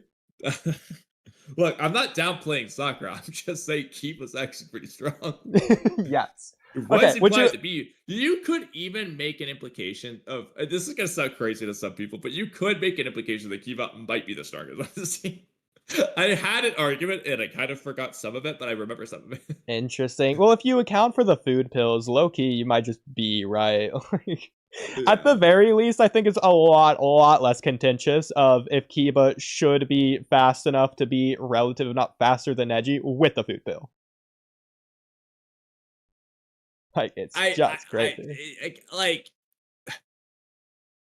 I'll even give you this compromise. I'll give you this compromise. I think the food pill gradually wears off throughout the fight. I think by the time Naruto does the Uzumaki Barrage, it's almost, if not entirely, all gone. I mean, you can even just see it in his attitude and stuff. It doesn't seem like he's the same. Exactly. But even then, he's just speed blitzing Naruto left and right. Literally. So I would not be surprised if that Kiba is faster than Neji. That's not to say Neji couldn't counter.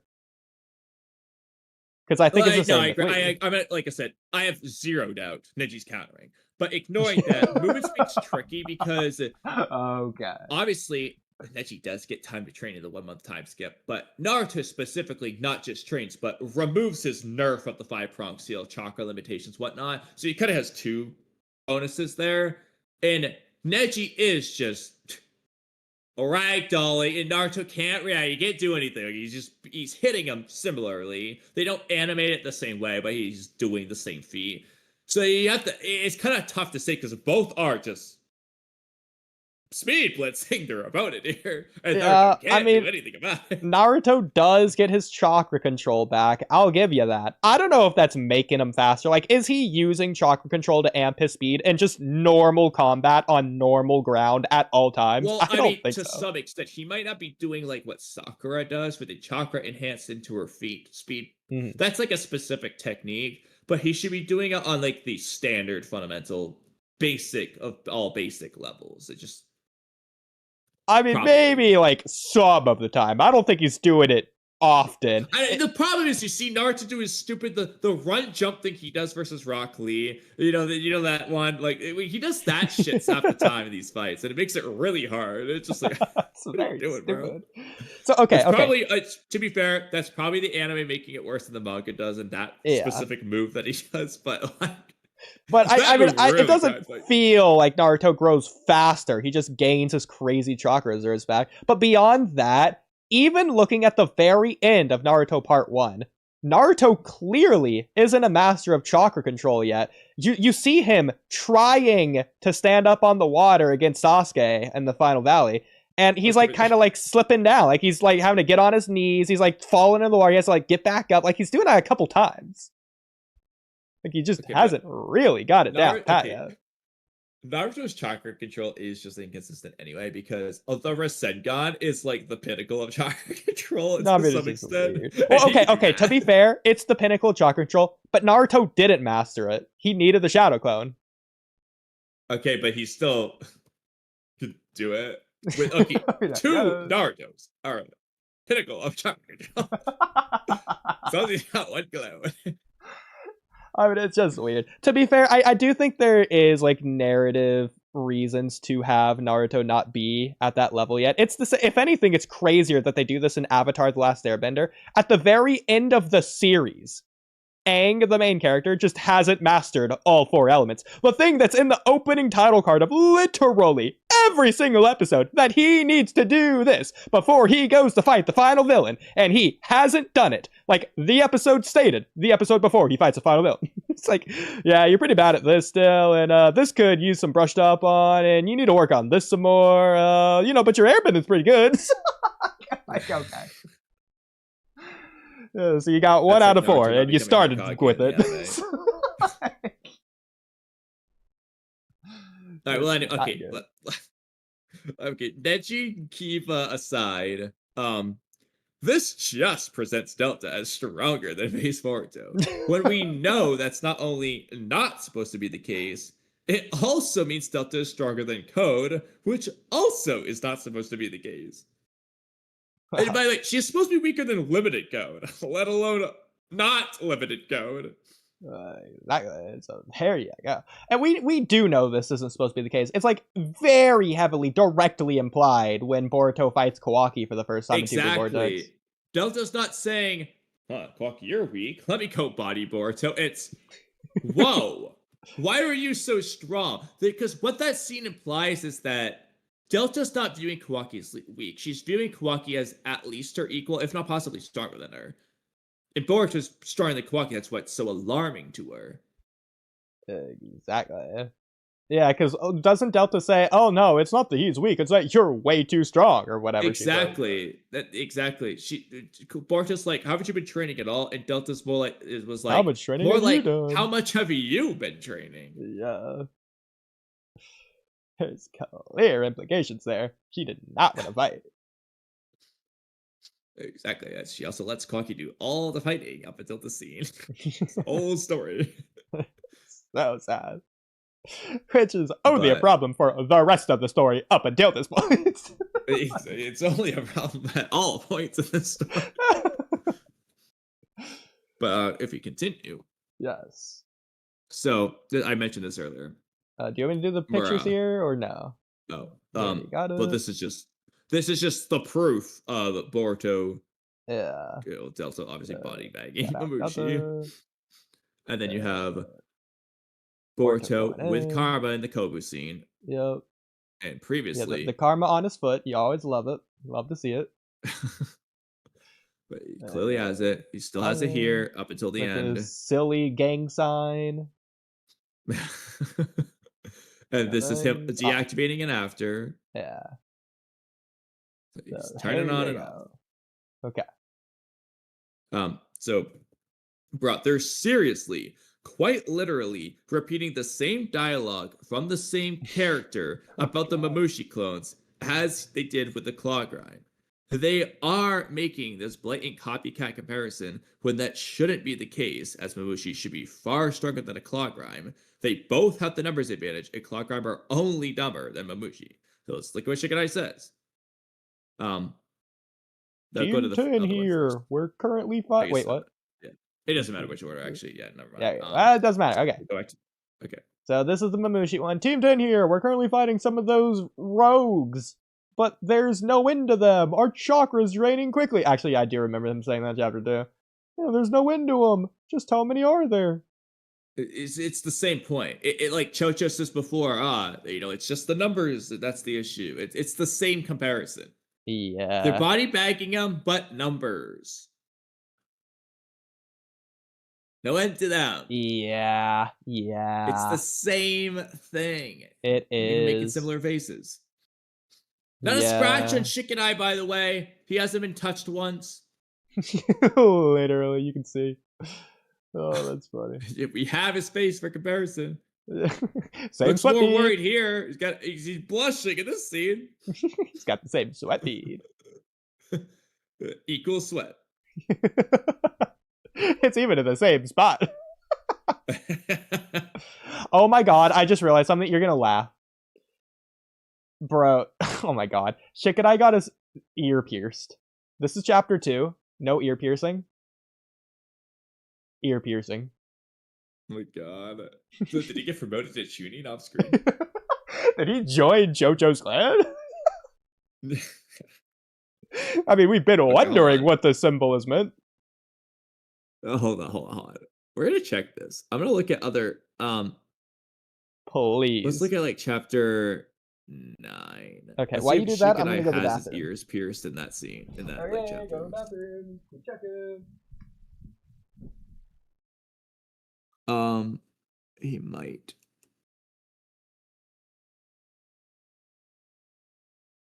Oh, is it just?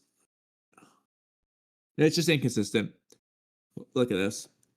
This is in the the same scene.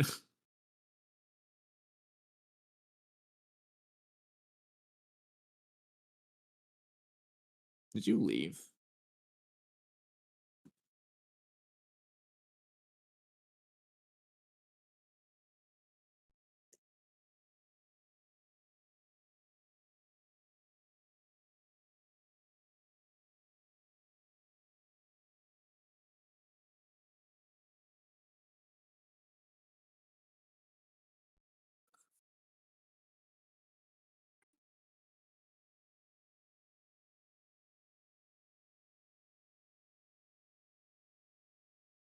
You say you're gonna go to the bathroom. I don't know why you do this. Like, as if it's gonna take me 10 minutes. Like, you're gonna be gone for.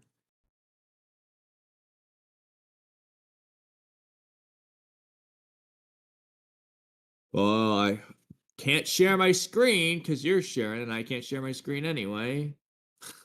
What we want to do? Okay. The bottom right panel of one page, he's got ears pierced, and then the first panel of the next page, they're gone. Back to back.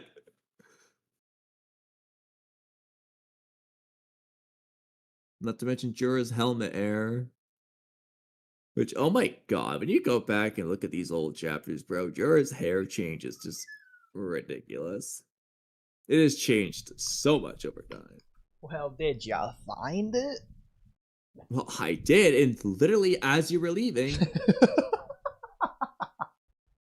I don't know for what reason you ever think it's gonna take me like 10 minutes to find these things when I've only consistently found them instantly every time. The luck of the draw.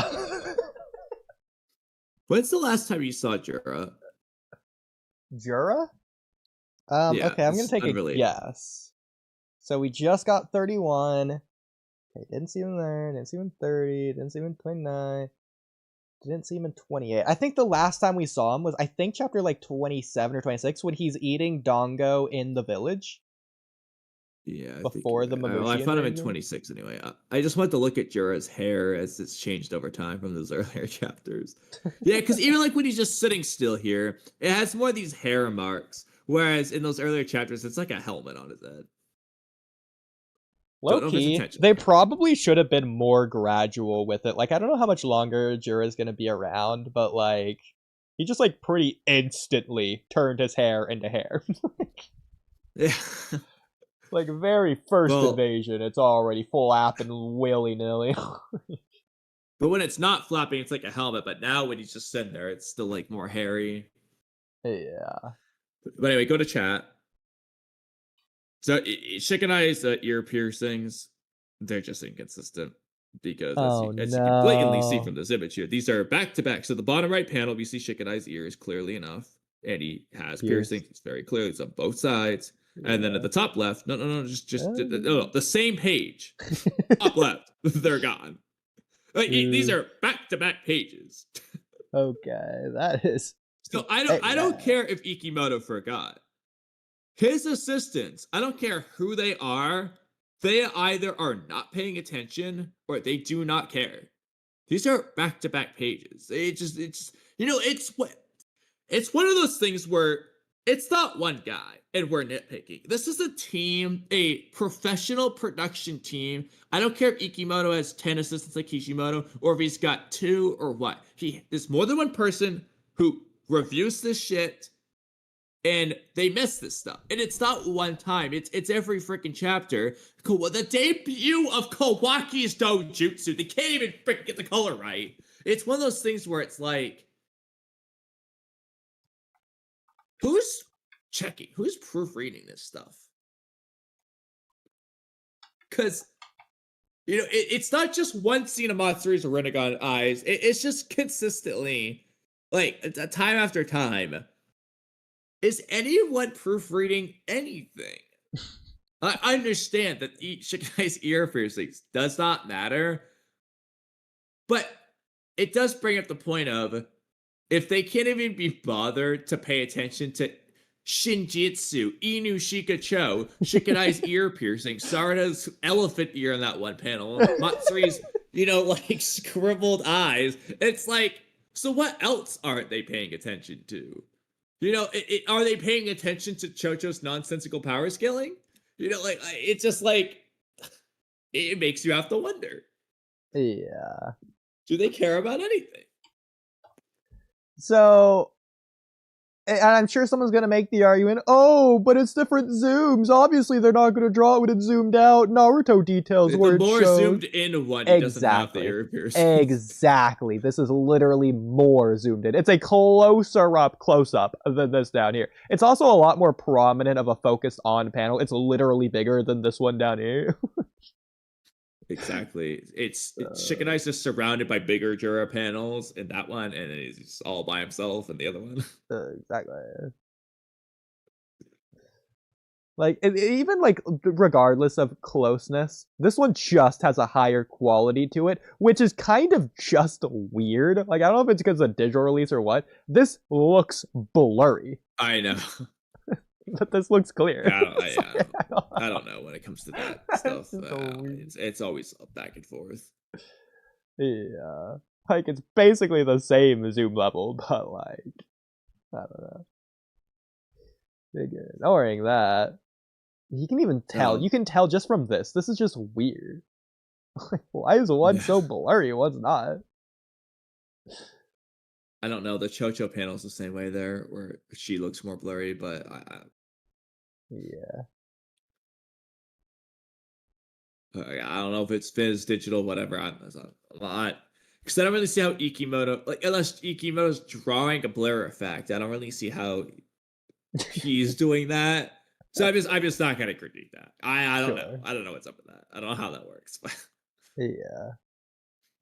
By the way, shout out Chocho not punching off Jura's head here. Could have just been that easy, but I guess not. The next Otsutsuki god, everyone. Yeah. But ignoring that, Let's see. Do I have more Mamushi rant things? Oh, surely. We both have like 20. There's this power creep thing. I don't know what this is. Someone posted this in chat. I saw boards. I was like, oh, perfect. But we could probably do that another time, maybe. I don't know how long it is. Okay. I'm gonna let you read this one for me. Do you want to do this one, or do you want to stay on Mamushi since it seems to be something else? This is something else. Okay. Oh, okay, Here's that's one. Mamushi. Here's Okay. a short one. If you want to do it, then I'll do the next one. Yeah, okay, I'll do it. So, I don't get Ikimoto. I love that. Why didn't he just show Team 10 struggling and needing Boruto's help? So we alluded to this earlier, but Shikamaru literally tells Boruto to assist Team 10, which he never does.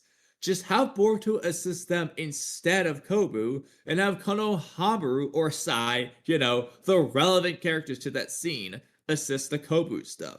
Now, I already know, I saw Jonathan Oliver's response that Kobu needs to see Boruto, saving him, and that he needs to see that Shikamaru and Boruto are clearly working together.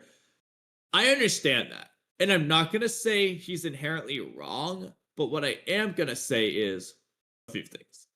One, bro, Kobu already just believes Shikamaru and Boruto working together. It's like you're telling a guy who's already sold on the idea, you're giving him the photo proof. Yeah, you're technically strengthening his result. He's sold. He doesn't trust him. He believes this. He's already there. Second, Boruto saving Kobo. Well, I'm not going to say it can't do something down the line where he'll reflect on it, but the only thing he had to say in the moment was, F you, I'm going to kill you, I'm just kicking you out of office, Shikamaru. And three is that, well, but if Shikamaru saves him, that's probably going to make him feel some type of way too, or if Konohamaru does that could have an effect as well. So it's like, yeah, him seeing that Boruto and him are blatantly working together. There's other ways to do that. First of all, there's so many ways, in fact. There's a billion ways. Just have Boruto show up 5 seconds later. There's a million ways to do that. It's not an issue. He doesn't need to see him doing it in that way. It's arguably not necessary because Koji's already... It arguably takes away the tension of how Kobu could have sussed Shikamaru out being smart versus being handed the Cheerio answer. I'm not going to say he's inherently wrong with his retort, but there's definitely plenty of equally good, arguably better ways to do it too. So I don't think that matters. I'm not going to say what Jonathan Oliver said was bad to say, but I think I might go as far as to say he is just inherently wrong on a couple different levels here. So first of all, for preface, me and Kamui recently just watched the movie Weapons over the weekend. So we've seen the movie Weapons, and our biggest critique of the movie Weapons was how they linked together the A story and the B story. Or rather how it's connected, because it was linked, in my opinion. It was the A story is like the archer and the teacher going to find the kids or whatever. The B story is the cop and the Kamui's favorite character, the drug guy, and their whole shenanigans. It's the best part of the movie. The best part of the movie. Yeah. But our complaint there was that the A story and the B story never really linked together, because the B story, the point of having a B story in the first place, the B, C, D, E, F story, all of the side stories, they're written to complement the main story, the A story. That's why side stories exist. So they should link together at some point to connect the ideas, to complement it. And the Weapons movie, it's connected, it's just not linked together. It's not really complementing it in the best way. It's connected in its origins, but nothing else. And what I mean by that is the cop had a very obvious, clear, pointed out connection to the girl from the A story. And that's as far as that goes. At no point are those characters narratively really supporting what happens in the narrative of the other one. At no point do they interact where some information from the B story helps the A story, or they just literally meet up. And at no point does the B story ever matter at the end of the day. Especially after Act 1. It happens simultaneously with, if you removed it from the movie, or you could just keep the initial scene. Oh, the cop knows the girl. Okay. And well, but even then, I'm not even going to say that. So first of all, it's not relevant beyond the midpoint. I'd go as far as to say it's not relevant beyond Act 1. But even in Act 1, them being That's irrelevant connected, to the whole movie. Yeah, because it didn't change anything. It doesn't matter if she knows him or not in Act 1. It doesn't change the story at all. And everything that happens with him in relation to her had nothing to do with anything in the movie. It's just a random addition. If anything, just have them not know each other. The story on its own, changing nothing else, is arguably better. It just makes more sense. It's more consistent.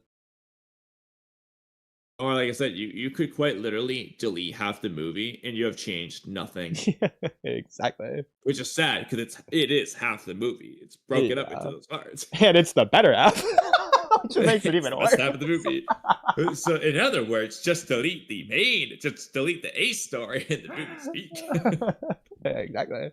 But my point of bringing this up for comparison, our biggest complaint was the way it was connected, but it was still linked together. For Boruto here, I can't even give it that luxury to where there's nothing linking the A story of Boruto Mamushi to the B story of this political Kobusai Shikamaru conflict. There's no reason that Boruto found out or knew to go to save Kobu or any connective tissue there at all. He just randomly did it. At that point, if you're not even going to link the two stories together to be cohesive or to complement or support one another, don't even connect the stories at all. Just tell two different stories simultaneously. You don't need to connect them. Done. It would have been better that way. You're just bogging down both stories by trying to link them together when they don't fit. But it's also the fact of, again, Boruto's, by the way, not using his Byakugan. He deactivates his Byakugan before he gets captured temporarily by those random leaf ninja and shows off his sword. And he doesn't reactivate his Byakugan. So, he's just not using Byakugan to find Mamushi. But ignoring that, what was Boruto told to do? Go to Shikanai, Chocho, and Himawari. And you have to ask yourself, Boruto didn't do that. He went somewhere else. Why did he go to Kobu? Why did he ignore Shikamaru's order? So the best answer I can give, and I think this is reasonable enough, is that Shikamaru was acting strange with the call. Boruto suspected something was up with that interrogation, and he actually went there to check on what the deal with Shikamaru was, and just on the way there, saw Kobu and saved him. Just because he's a nice guy, essentially. And I think that's random and ridiculous. Reasonable enough to, quote unquote, make sense. I don't think that's necessarily, good. It's not even implied. It's just that's the me giving an answer to something the story never gave an answer to. At least not yet. Obviously, the arc's not over yet. They can still come back to it or address it. It's just weird the way they went now. Yeah. Again, it's not fair to compare it to this, but, let's just take Konoha Crush, for example. Naruto goes to Gaara. That's the A story. The B story, Shino versus Kankuro, Shikamaru versus the Sound Ninja, freaking everyone else in the village fighting every other Sand and Sound Ninja. Imagine instead of that, Sasuke doesn't chase after Gaara.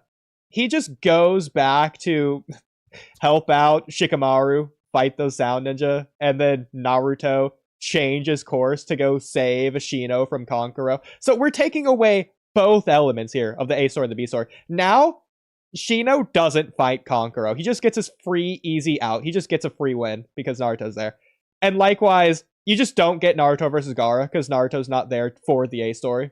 So you're missing both the A story and the B story by trying to connect these two. And they just don't work. Again, this is actually directly comparable because the A story is the Mamushi stuff, right?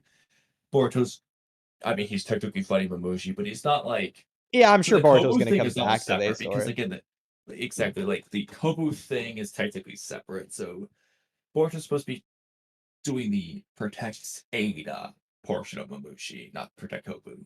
The B story is Kobu, and that's what Inojin and Koji are debating on.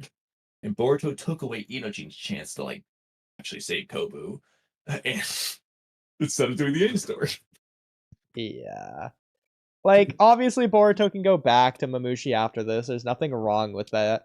Likewise, in Konoha Crush, after saving Shino, Naruto could have just changed course again to go back to Gaara and actually then fight him afterwards. Yeah, you totally could do that. It's just bog. It's just removing any relevance of the B story. Why even have it at all in that place at that point? It's just slowing down both stories. It just basically removed the B story, but ignoring that. Just weird to do that. So I don't like it. But no, I totally agree to where it should have been like this, to where you just keep the two stories separated. Konohamaru and Sai, they're the ones relevant with the Kobu stuff. Boruto's not relevant with that right now. That's not to say Boruto can't be relevant with it later, but it's arguably better. You could go either way on this, but it's arguably better for Boruto to become relevant to it now, arguably better for him to become relevant to it later, or never. And Kobu could just have his story and drama with Shikamaru and all the conflict there. If anything, you don't need Kobu to see Boruto directly save him. If Kobu just hears that Boruto's protecting the village, or whatever they're going to say, I mean, maybe he's already been told beforehand, but yeah, it accomplishes the same thing. It's different when he sees it, I understand, but you can do the same thing. The other thing, though, you can also just see Boruto flying around killing Mabushis from the distance. Like, so many ways that you could literally see it that way. But the other thing is, so maybe you can make an argument, okay, Boruto doing this works for Boruto. That's fine. But I'm going to point something out. As we mentioned, you have Shikamaru. Ignore Shikamaru for a moment. You have Konohamaru, Sai, and technically Mitsuki. They have been pushed, blocked, avoiding the Mabushi conflict narrative. Like the Ikimoto's keeping them out of the Mabushi stuff for now because of the Kobu stuff. And they're there. And you didn't give them this Kobu opportunity that actually would tie them into Mabushi by saving Kobu from Mabushi. So now what you've done is so Konohamaru and Sai and Mitsuki are kept out of Mabushi for now. And then the chance to get involved in the B story they were already in was taken from them for someone who's already in the A story.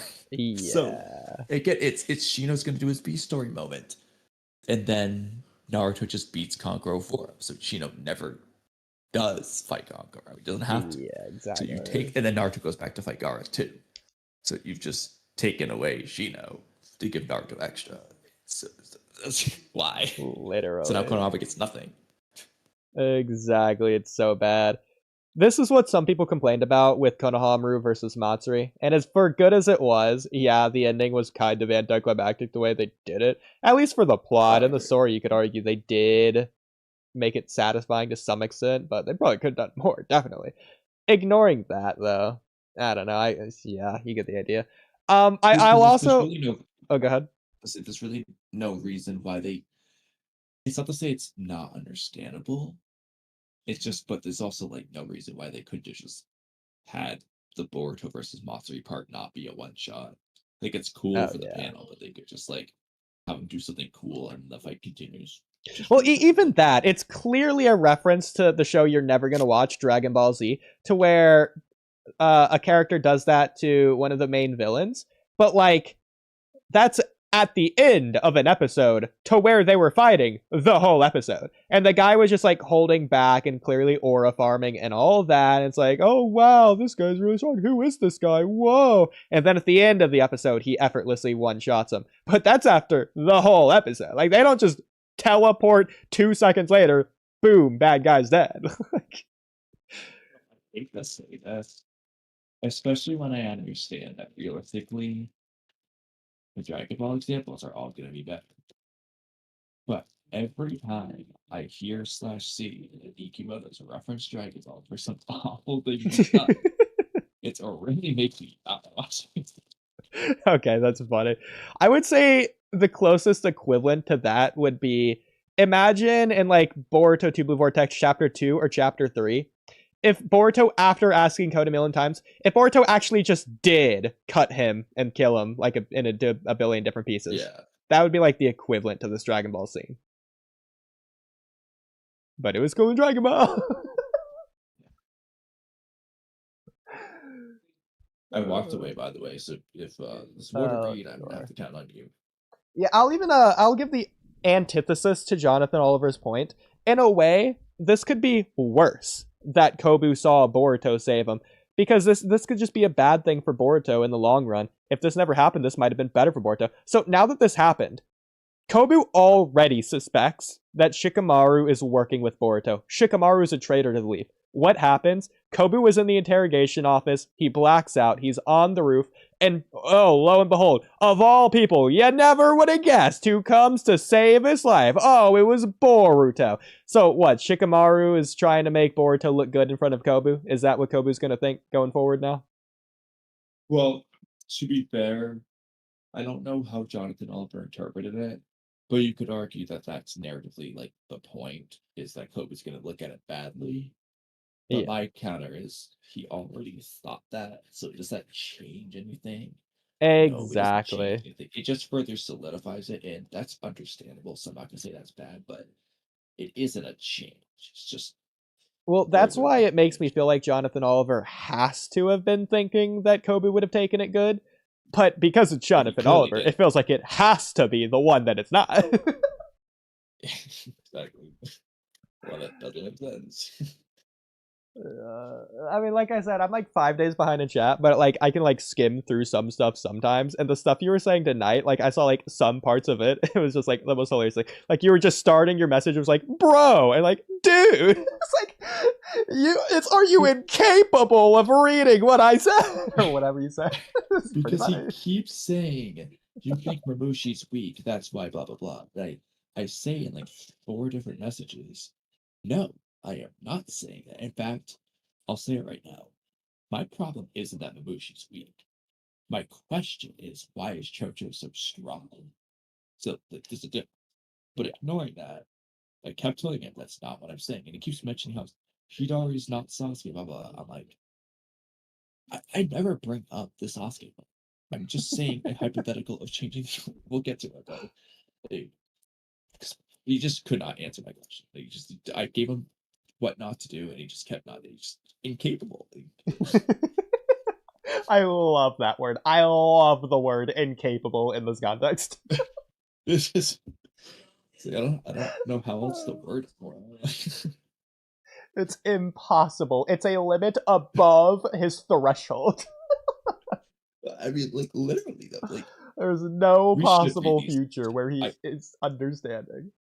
I do want to read some of the questions, like the it might be Boruto topics, but I do want to read what I'm trying to get him to do so that we can do it. Because I said I would go over on stream.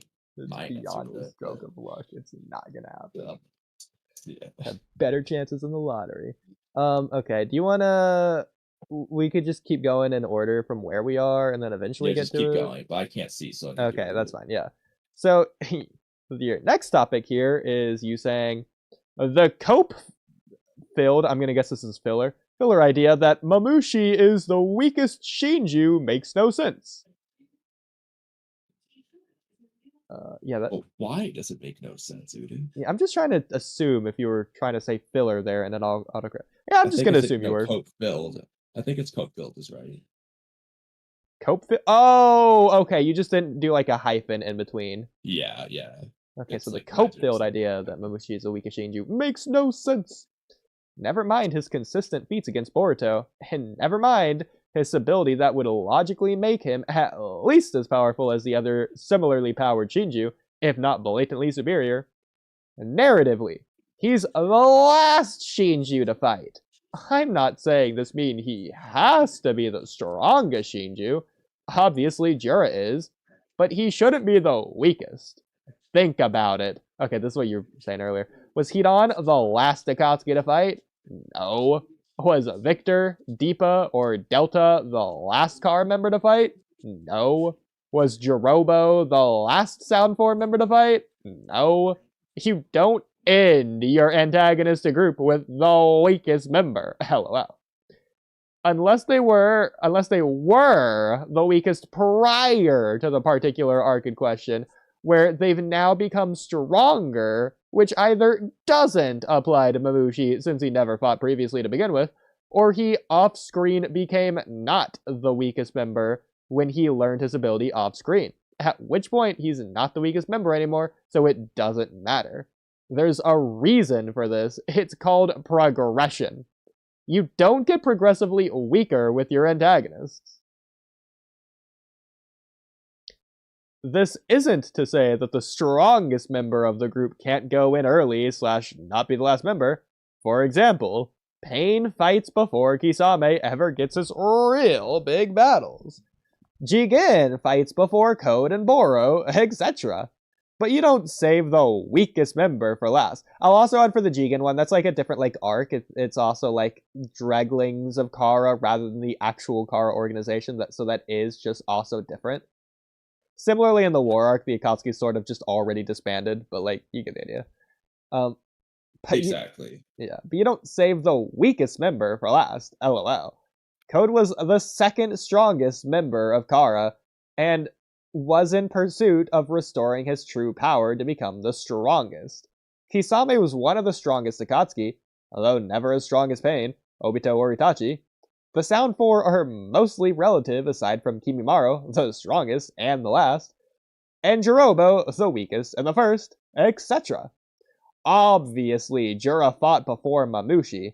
That's fine, that's just like Jigen.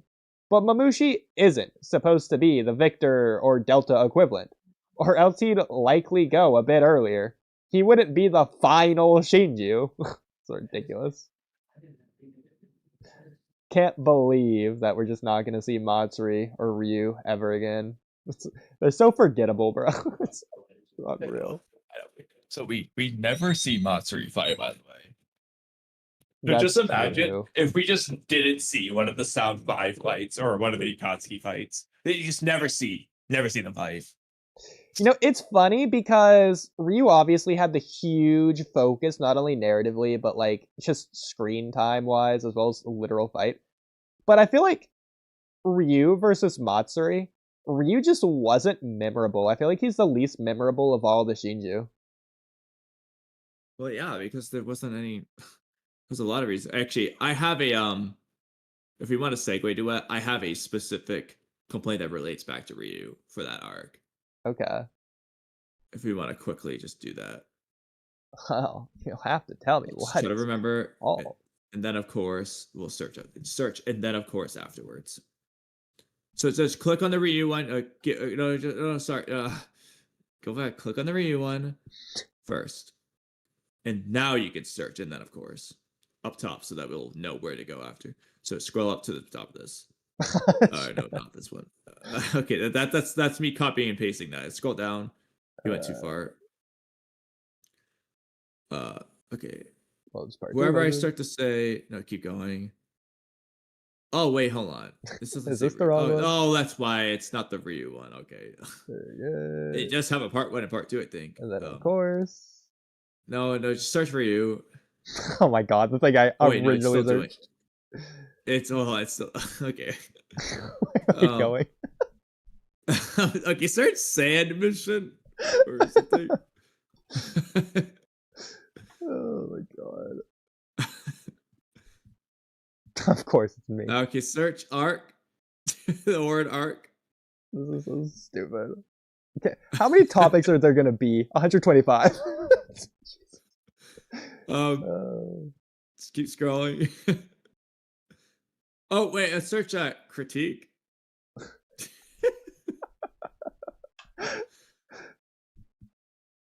Oh. There's 6. Oh my god. Okay, search complaint. Complaint.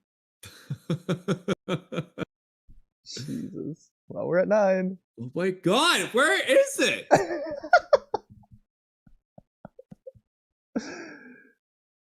Okay, I'm just gonna have to go find it by hand first. Okay. I mean, I would look for it if I knew what I was looking for. Oh my god, it's probably in rewrites. Oh my god. Is it? I hate when that happens. That's why sometimes I purposefully don't search a specific channel. Yeah, okay, I found it. Yeah, it's in rewrites. Search main critique. Okay, main critique is the Sandor version. And now search, and then of course, never mind. It's fine. Just I'll just remember. Okay. I'll remember. So, main critique of the Sand Mission arc. No, It's not Yoda. What? It's not Sarada Intermonk. Well, No it is way! Yoda, but it's not Yoda.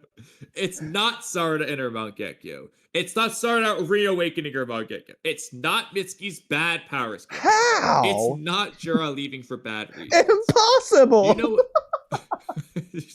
So it's not all those awful things. You know what it is? It's Gara. Well, not that he did anything wrong, but everything surrounding him. The reason this arc essentially can exist is because Team Gara fought Matsuri, lost, and Shinki became a tree, birthing Ryu. Okay, great start. They then show us Ryu choosing Gara as his target. Okay, makes perfect sense. Gara's helplessly trapped in a seal that only Ryu can break. Great! Awesome tension. Real quick. So what's the problem? I think that Ikimoto, assuming he's going to follow a similar formula for all of his writing structures, if we look at what he did with Ryu and Gara, I'm sorry, I just can't see any Shinju devouring their targets. I don't think he's going to give us that. Like, I think the best we're going to get is a Koji flashback vision. I don't, like, Sarada's safe. I don't see... If Ryu isn't even gonna be... If Mamushi doesn't devour Ada, nobody's getting devoured. Ryu not only wasn't in the same room as Gara, let alone close to devouring him, Ryu never found out where Gara even was. But he knew where he was. You know? Well, besides that, he just never went there. Never could. But yeah, so I'm gonna get into that. But Ada is the only one. If they want to end this arc as they finally things go bad and they have Mamushi be uniquely different for a narrative thing I'll get to. But if Mamushi doesn't win, I don't see how anyone's getting devoured. Yeah.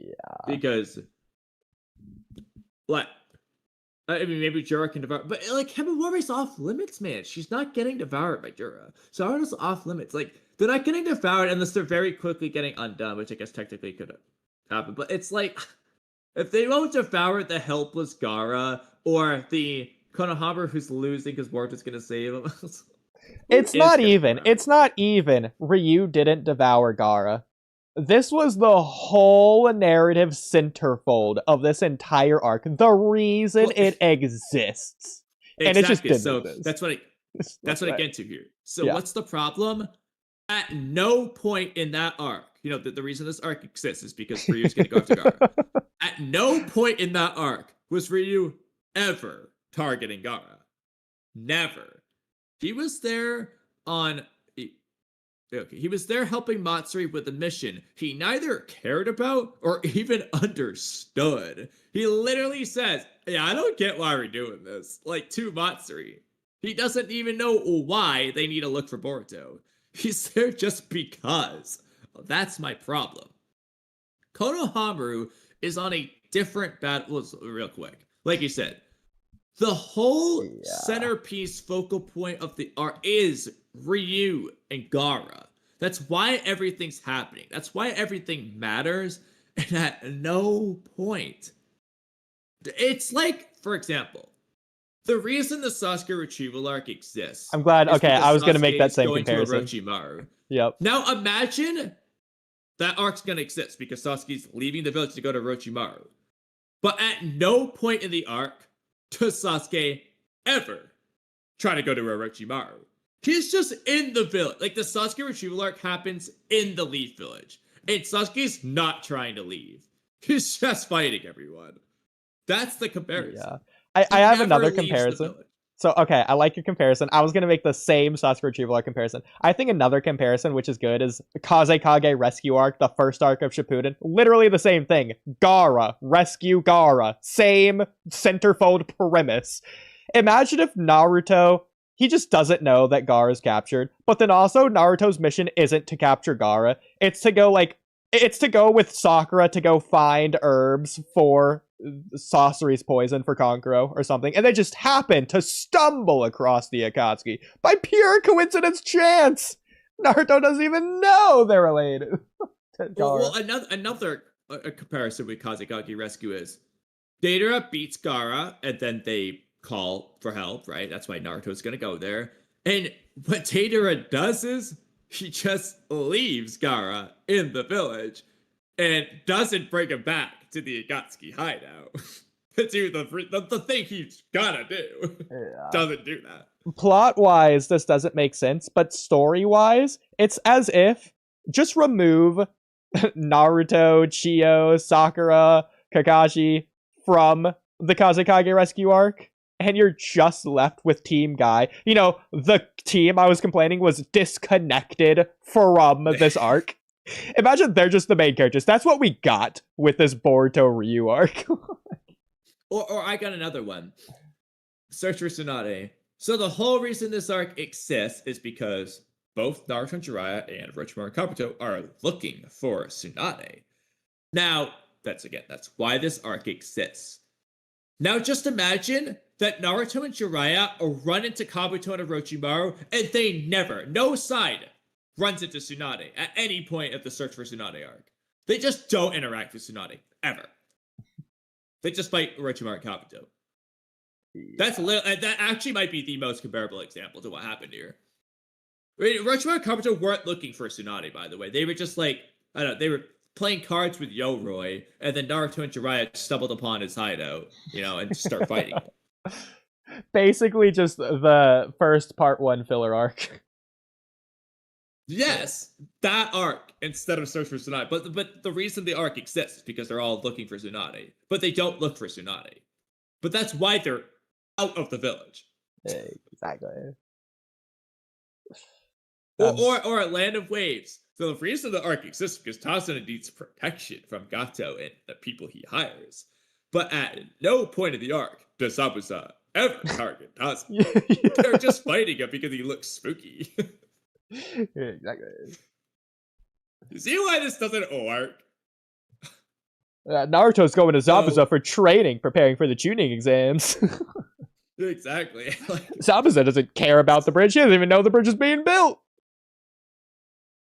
So, the moral of the story is, I mean, we could do this for literally every arc, come up with a comparison. In all cases, it doesn't make sense, and there's a reason for that. It's because it doesn't make sense. So, rewrite points. Konohamaru is on a different battlefield from Ryu anyway. So they don't need to be in the particular spot they were. That is, like, the Ryu battlefield. It's separate place. It's far enough away that the Jorah's gonna fly over for freaking 3 hours or whatever. So, rewrite. The location of the Ryu fight is near where Gaara is trapped. Boruto's clues are there. It's the hideout anyway. That's why Ryu may or may not be there in Koji's futures. It all depends, because the whole future thing is it might be Matsuri, it might be Ryu, it might be both. He doesn't know. This is why.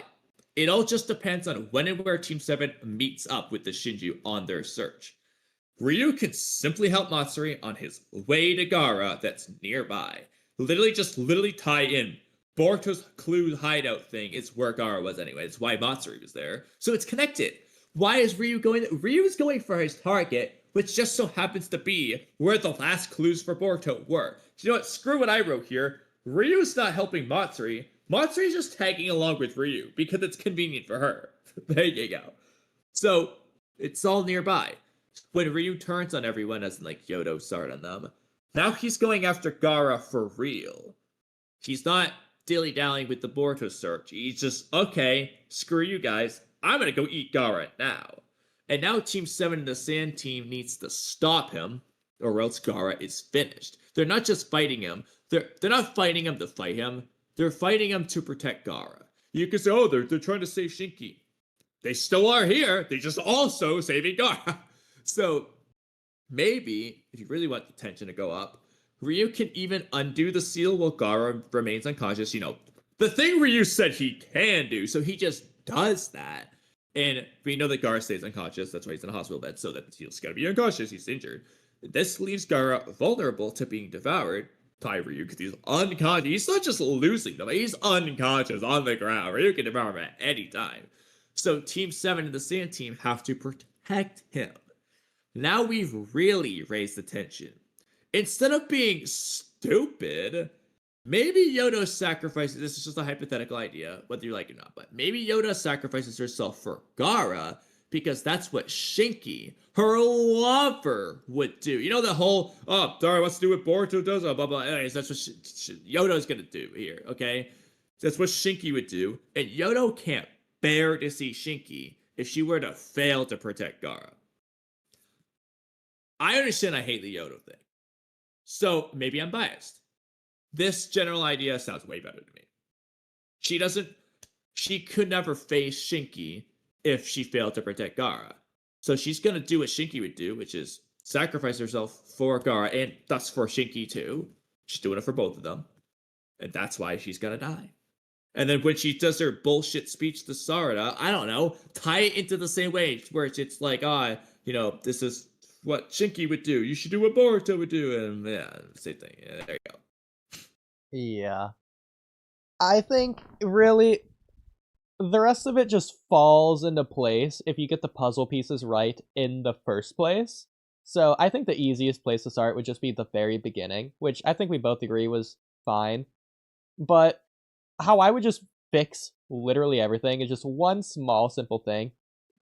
The hideout that Gaara was investigating wasn't an abandoned hideout. Boruto and Koji were there. You do that, literally everything else falls into place. Now, Gaara doesn't just randomly find this. Let's say, okay, Koji could have secretly led him here, knowing that Shinky was gonna be devoured, and didn't tell Boruto this so that Ryu could come out, so that Sarada can fight Ryu and awaken her Mangekyo. You already have so much narrative stuff there. On another angle, you have it to where, okay, Gaara has a reason to go here now, instead of randomly somehow finding Orochimaru's hideout unexpectedly. Like, why were they even there? Somehow, exactly. But also beyond that, now you have a reason for Matsuri to be there. It's not an abandoned hideout. Boruto is there. Well, once again, maybe this could be like one of the repercussions to Koji doing this, allowing Ryu this. So now, they've lost this hideout. The Shinju know of this location. They can never come back here again. So it could even be to where Matsuri sees Boruto and Koji. Okay, through Rinnegan-linked eye vision, Jura knows who Boruto's ally is now. He doesn't know where Boruto flying Raijin to Koji and himself too. Koji's gonna say, Boruto, hideout location 2, let's go. And then Boruto grabs him and they teleport. Whatever you want to do there. But Matsuri sees him. Okay, now Jura has a reason to specifically enlist code to go after Koji. It isn't just random coincidence. They have a history. And now, not just Jura, but Code knows it as well. So Code is also motivated to complete his mission. And see how everything else just falls in line? And Jura would obviously be interested to see how Code, who has history with Koji, would deal with the situation. He'd want to observe that. Exactly. Like, all he of would this think it would give Code more color to his life. Yeah, and obviously, Ryu and Matsuri would search for Boruto clues at the hideout where Boruto was literally seen. And where Gaara literally is. Exactly. It's so easy, so easy. It's just, you fix it right from the very beginning. Everything else just falls into line. It's like clockwork. Just like that. The rest of the arc just fits. I can't wait to see how Jonathan Oliver would say that's the worst thing of all time. Yeah, God, I love it. Oh my God. Okay. So this is all different stuff now. All right, so back to the other one, which was oh God, what did it say? So when it try searching. So when it. Oh, actually, you can just scrub a little bit. I don't think it'll be that much higher than just keep scrolling. Yeah. This is gonna be where I start telling the Jonathan Oliver stuff there.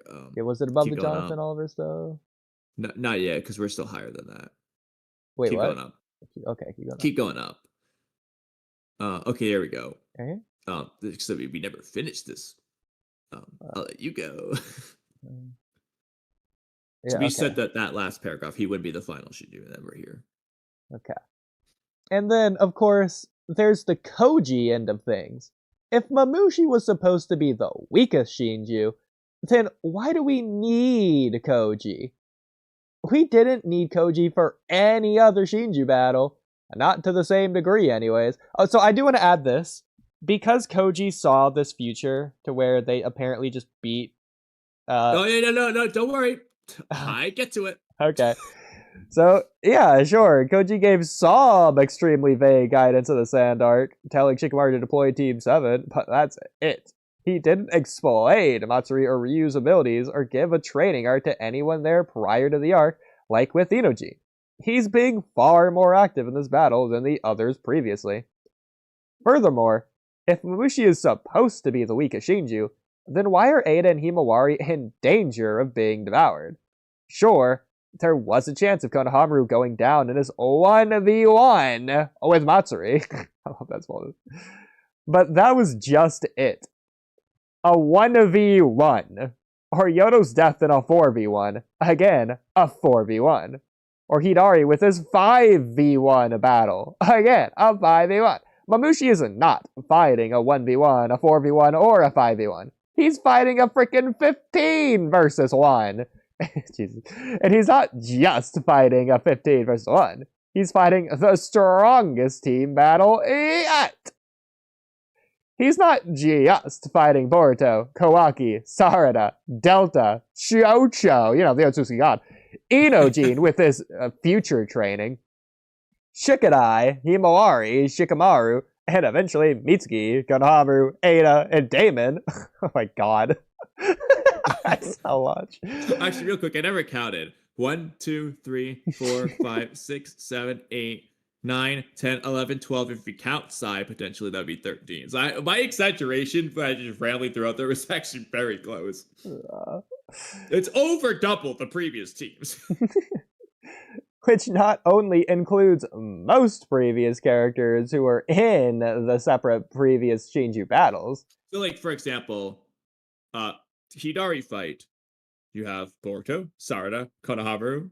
I'm not going to count Sabre because she didn't do anything, and then eventually Kawaki. The Team 10 versus Jura fight, it's Himawari and Team 10. The Ryu, the Konohamaru versus Matsuri, the Konohamaru and Boruto versus Matsuri. Then you have the Ryu fight, which is Sarada and Mitsuki, and then the only exceptions are Araya and Yodo, who are replaced by Delta, Ada, and Damon. And also, it doesn't just include all these teams separately. They're all together. Now I'll let you continue. Yeah. Well, I'll also add, technically, if you want to count Amado, since he's on the group call, maybe he'll do something. Don't worry, I have an Amado. Okay. Right? Yeah, but now they're all together! Aside from Araya and Yodo, who are replaced by Delta, Ada, and Damon. But it includes Karma Boruto, which he never used previously. Double upgrade Kawaki with Karma, all of which he wasn't using against Hidari, and the second upgrade wasn't used versus Jura. Mangekyo Sharingan Sarada, who bodied Ryu previously, and Damon. Don't need to explain that one. Exactly. Well, the fact that Mamushi succeeds in any possible future, despite the stacked lineup against him, proves he's not the weakest Shinju. LOL.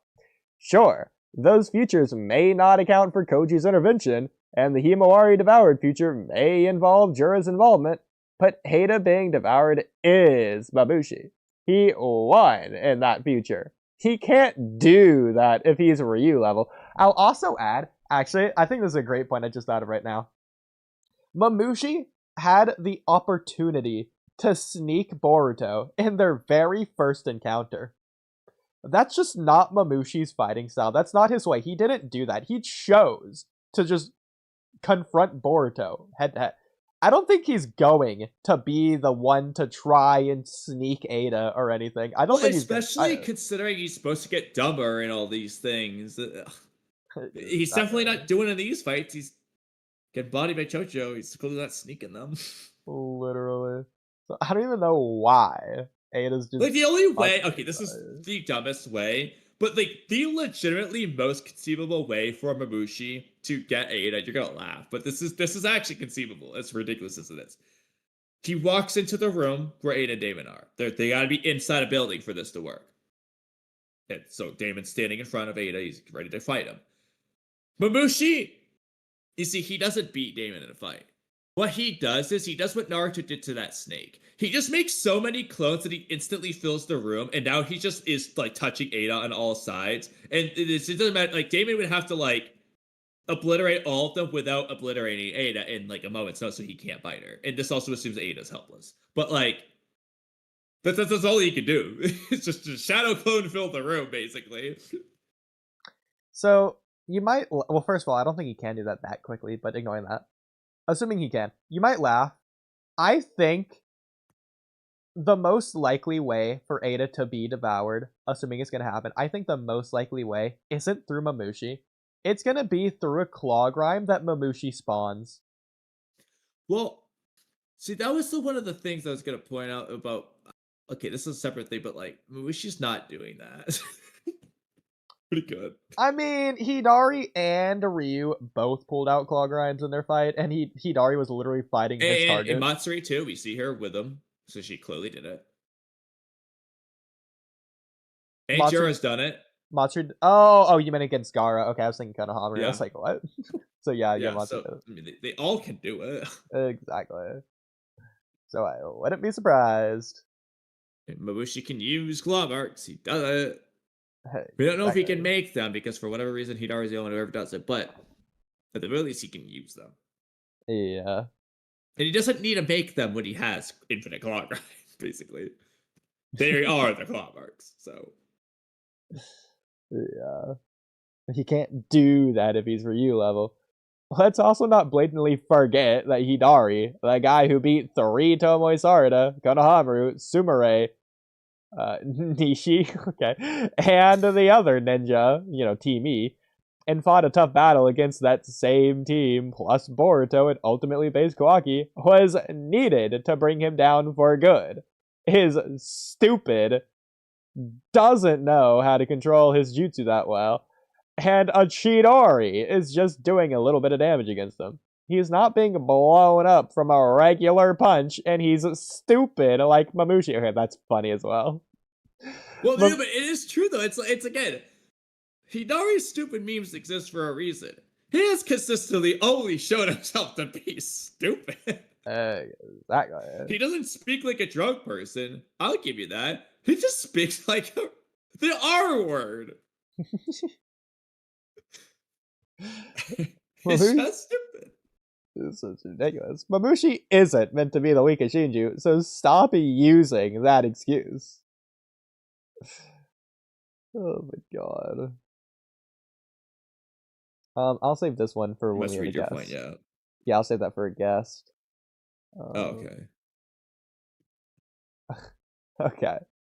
I thought this so Shark Nime made a poll. Oh my god. Which fight do you think is going to be the most hype? Damon versus Jura or Damon versus Mamushi? I don't know. So, like, is this recency bias? Stronger than Jura, apparently. Like, why do people want to see this fight so badly more than Damon versus Jura? I don't understand. This blew my mind. Okay, you know what? Since you mentioned Damon versus Jura, we might as well segue to my big long Damon topic. Oh, just search Damon. Is it in board topics? Yeah, it should be there. Not that one. Not that one. You have to keep going down a little bit. That's a pretty long one. This is a long one. Yeah, keep going. Not this one? Okay, I guess not that one. Well, that might be part of it. Keep going. Then that's part of it for sure. Obviously, this can't be the case. Just okay. God, how long did I? Oh yeah, keep going. I think we can still have. Okay, here we go. Yeah, that should be the start. Okay. Just scroll up above it just to be absolutely certain, but yeah, I'm pretty sure. Yeah. Okay. All right. We're gonna have to alternate on this one for obvious reasons. So this technically can still happen, obviously, but it doesn't really feel like it will. Again, it's not to say that it can't happen. It can happen later, but so far it doesn't feel like it will. But Damon should have been written out of the arc/Mamushi conflict. It can still happen, and I'll discuss a way that still lets us see some Mamushi versus Damon. But first, let me explain why he should be written out. I'd love to hear it. All right, so you can read point 1 because you're just gonna like this one. You're gonna like the first sentence. Okay, that was perfect comedic timing, Kamui. Let's assume Damon stomps on Mamushi. Damon doesn't need a power introduction. He already got it. Yeah, I guess maybe 2 Blue Vortex only fans who listen to Ikimoto about skipping part 1 might need it, but that's on them, / Ikimoto for being stupid. Even then, I'm gonna say that's not true because we already saw the Sarada thing, but you probably go. Yeah, exactly. Yeah, we know he's strong. Honestly, I'm not gonna lie. Sometimes I forget that Sarada Damon thing even happened. It's just so forgettable. I'm not gonna lie, it's so glossed over. You know, in fact, I know. It's so forgettable that I didn't even mention it here. Yeah, like half the time that we talk about this type of stuff, I forget that happened. Exactly, but you're right though. So we see because we just saw Sarada stomp Ryu with her Mangekyo, and Damon can speed blitz her to the point she can't even use her abilities. So yeah, that was the second time Sarada used the Mangekyo, not against Mamushi, and I've already forgot that. Yeah. To be fair, we don't know if just activating the Mangekyo makes it go more blind or if you actually have to use its abilities, but still. Either way. Yeah, but either way, the point is that even if it hypothetically could work on Damon, it doesn't matter because he's strong enough to where it's like Mifune, you can't weave hand signs against him. That's his battle asset. He's fast enough to prevent you from doing that. Damon is fast enough to where Sarada can't even use her ability. He can kill her before she even finishes doing a jutsu. He's just better. Love. Which actually, no, that's actually a great point. So Sarada killed how many, 12, 13, 15 Mamushis all at once with her Mangekyo? Damon can do that before Sarada can even activate her Mangekyo. I might have written that down somewhere. I'm not sure, but I said that somewhere. But yeah, exactly. So if Sarada can do that, Damon would have done it even faster. Exactly. Which is crazy. All before she finishes activating the jutsu. He's already won.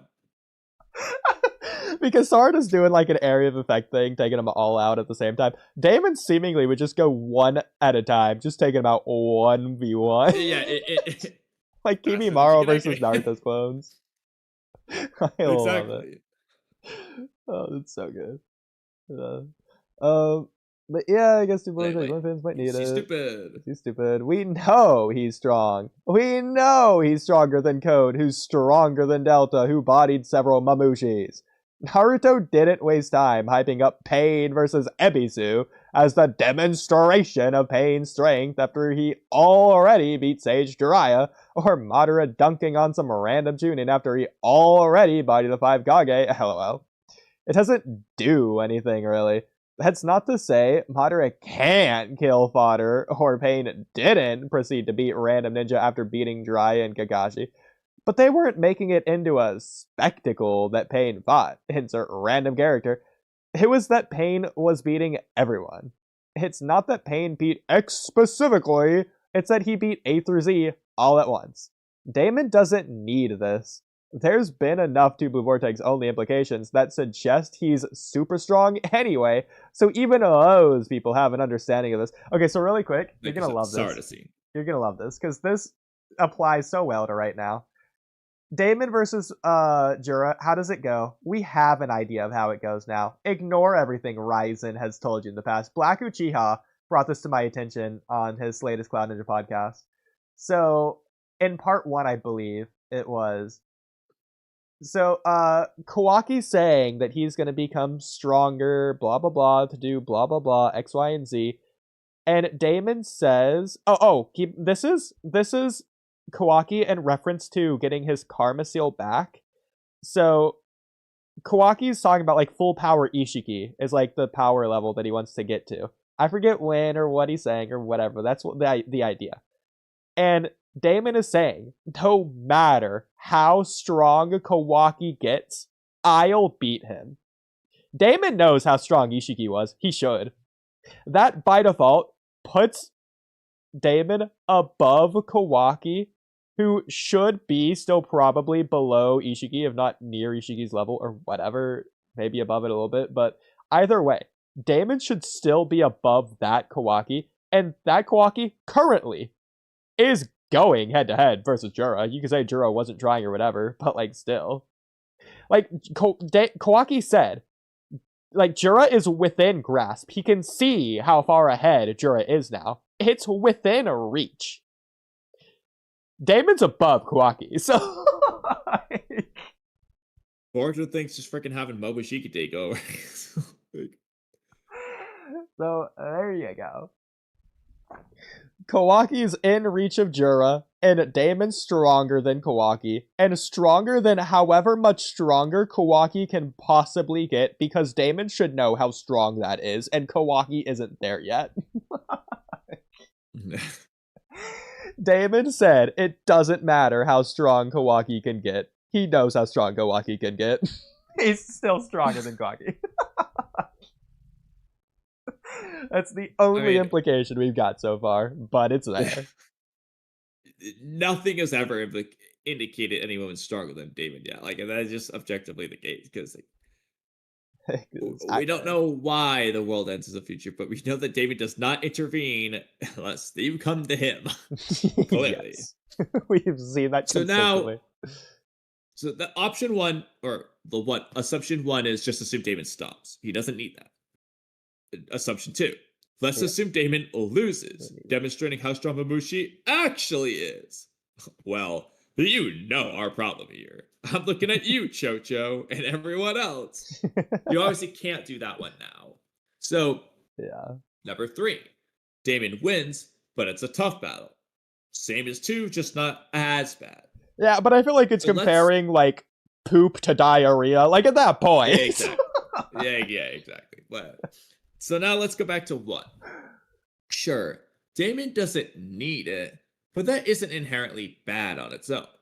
What matters is what comes from this and what comes next. Does Damon just win and that concludes the conflict? Okay, so the guy we already knew would win and already knew would be there next to Ada, who's Mamushi's target, did win, as expected, and that's it? No growth from any characters in the arc? Which is important to note that, like, nothing's happened. But obviously, this can't be this case from a storytelling perspective. That's not a story at that point. It's just a historical event. I'm not getting Inojine's horrendously poorly executed ninja ways seeing flowers for the entire arc storyline. Yeah. Inojine's not even the protagonist of the arc, necessarily. Is he supposed to be? Frankly, who is the protagonist of this arc? Everyone? We're not really following this arc from the perspective of anyone's goal in particular here. Probably Boruto or Inojin. This is a genuine question. Who is the protagonist of this arc? Because this arc has not been written in a way that really follows that normal way of things. Yeah, like, I want to say Koji, because the goal of the arc is to protect Ada above anyone else. Is it though? We know we can trust Koji. But that's exactly my hesitancy. That's exactly it. So I don't know. So and again, it's like it doesn't, but it's also like, I mean, I know that, like, for example, the Sasuke retrieval arc, everyone on the team's goal is to bring Sasuke back. Yeah. So the fact that it's a collective goal doesn't mean anything, but it's like, well, but it's beyond that, really, because it's their goal is to bring Sasuke back for the mission. Shikamaru says he doesn't even like the guy. It's because it's their mission. Well, it's because it's Konoha comrade, blah, blah. But it's because it's their mission. Kiba doesn't care about Sasuke. But that's not the story. That's the plot in terms of the mission. The story comes down to everything else. Sakura's personal connection. She's not asking Kiba to bring Naruto back. No, she's crying to Naruto as he does this promise of a lifetime to bring Sasuke back, because Naruto's seen in this arc, at the beginning of this arc, that Sakura is in love with Sasuke. That's the story of the arc. Exactly. There's the pre-retrieval mission part of the arc too. Exactly. That's there. That happens. The equivalent to that is going to be, for this arc, is going to be like the training stuff. And for that reason, the only 3 people are going to be Koji, Inojin, or Boruto, because they're the only 3 to actually get pre-arc stuff. Like, actually, because you've got Boruto and his sword, I'm gonna count it, as stupid as it is. Boruto's deal with Momoshiki. I'll count that. Then you have Inojin in his training arc, and Inojin has. If I had to pick, I kind of have to pick Inojin because he gets his training arc stuff. He gets the what it means to be a ninja-ish moment. So I feel like he's gotten the most emphasis. So I feel like he's the safest answer right now. Okay. I'm gonna prove to you why Boruto being the protagonist would be bad in one sentence. Hypothetically, if Boruto could only choose to save one, who does he choose to save? Who does he care more about? Kobu or Ada? God. It's the person who they're not even... Well, actually, hold on. Would he save Kobu or Ada? Who does he care more about? Who does Boruto care more about? Who would he save between Kobu and Ada? Okay, that's hilarious. Yeah, I couldn't answer either. I don't know. I don't know. Okay, that's hilarious. That's not where I thought you were going to go with it, but I am going to go with my idea now. Okay. Who does Boruto... It's the same for Boruto or Inojin. Who does Boruto and Inojin care to save more? Himawari or Ada? The answer's pretty obvious, right? Himawari. That's who they're choosing. So Himawari's not the target. Yeah, that's pretty bad as well. You know who does care to save Ada? Well, obviously Damon is going to pick Ada over Himawari. Sarada and Sumirai care about Ada now, seemingly, but are they picking Ada over Himawari? I think they're just not choosing. Like, they arguably might pick Himawari, but like... Well, okay. I think that's technically unfair because of the love charm. I think they by default have to choose Ada, but like assuming they are just immune to the love charm, which they aren't. But if they were, I think they probably would choose Himawari. I mean, Himawari is just like their teammate and all that. Yeah, it's kind of. But I mean, Team 10, Boruto, and Inojin, all the actual contenders for protagonists of the arc, are choosing Himawari, who's not the target. And again, Jura might intervene. I'll get to that.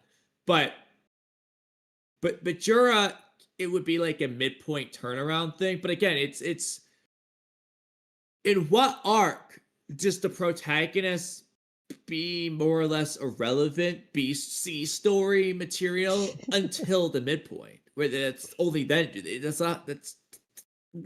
does that? Besides Ikimoto.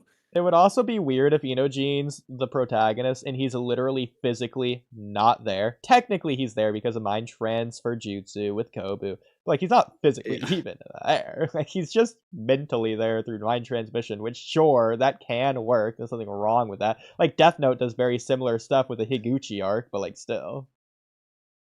It's just true. But the same thing they would apply to Koji, because he's never there. Intentionally. Yeah. That's fair. So it's realistically Boruto or Inojin, probably makes sense, but the fact we don't know. The fact that we don't know is a problem. See, I feel like this is another reason why the A and B story shouldn't have been randomly arbitrarily linked together with Boruto saving Kobu. Because if you don't do that, it becomes a lot more clear who the protagonist should be of this arc. Whether it's going to be Boruto or Inojin. Well, yeah, because now they're both meddling in both. Exactly. And it doesn't. So it's like... I like it.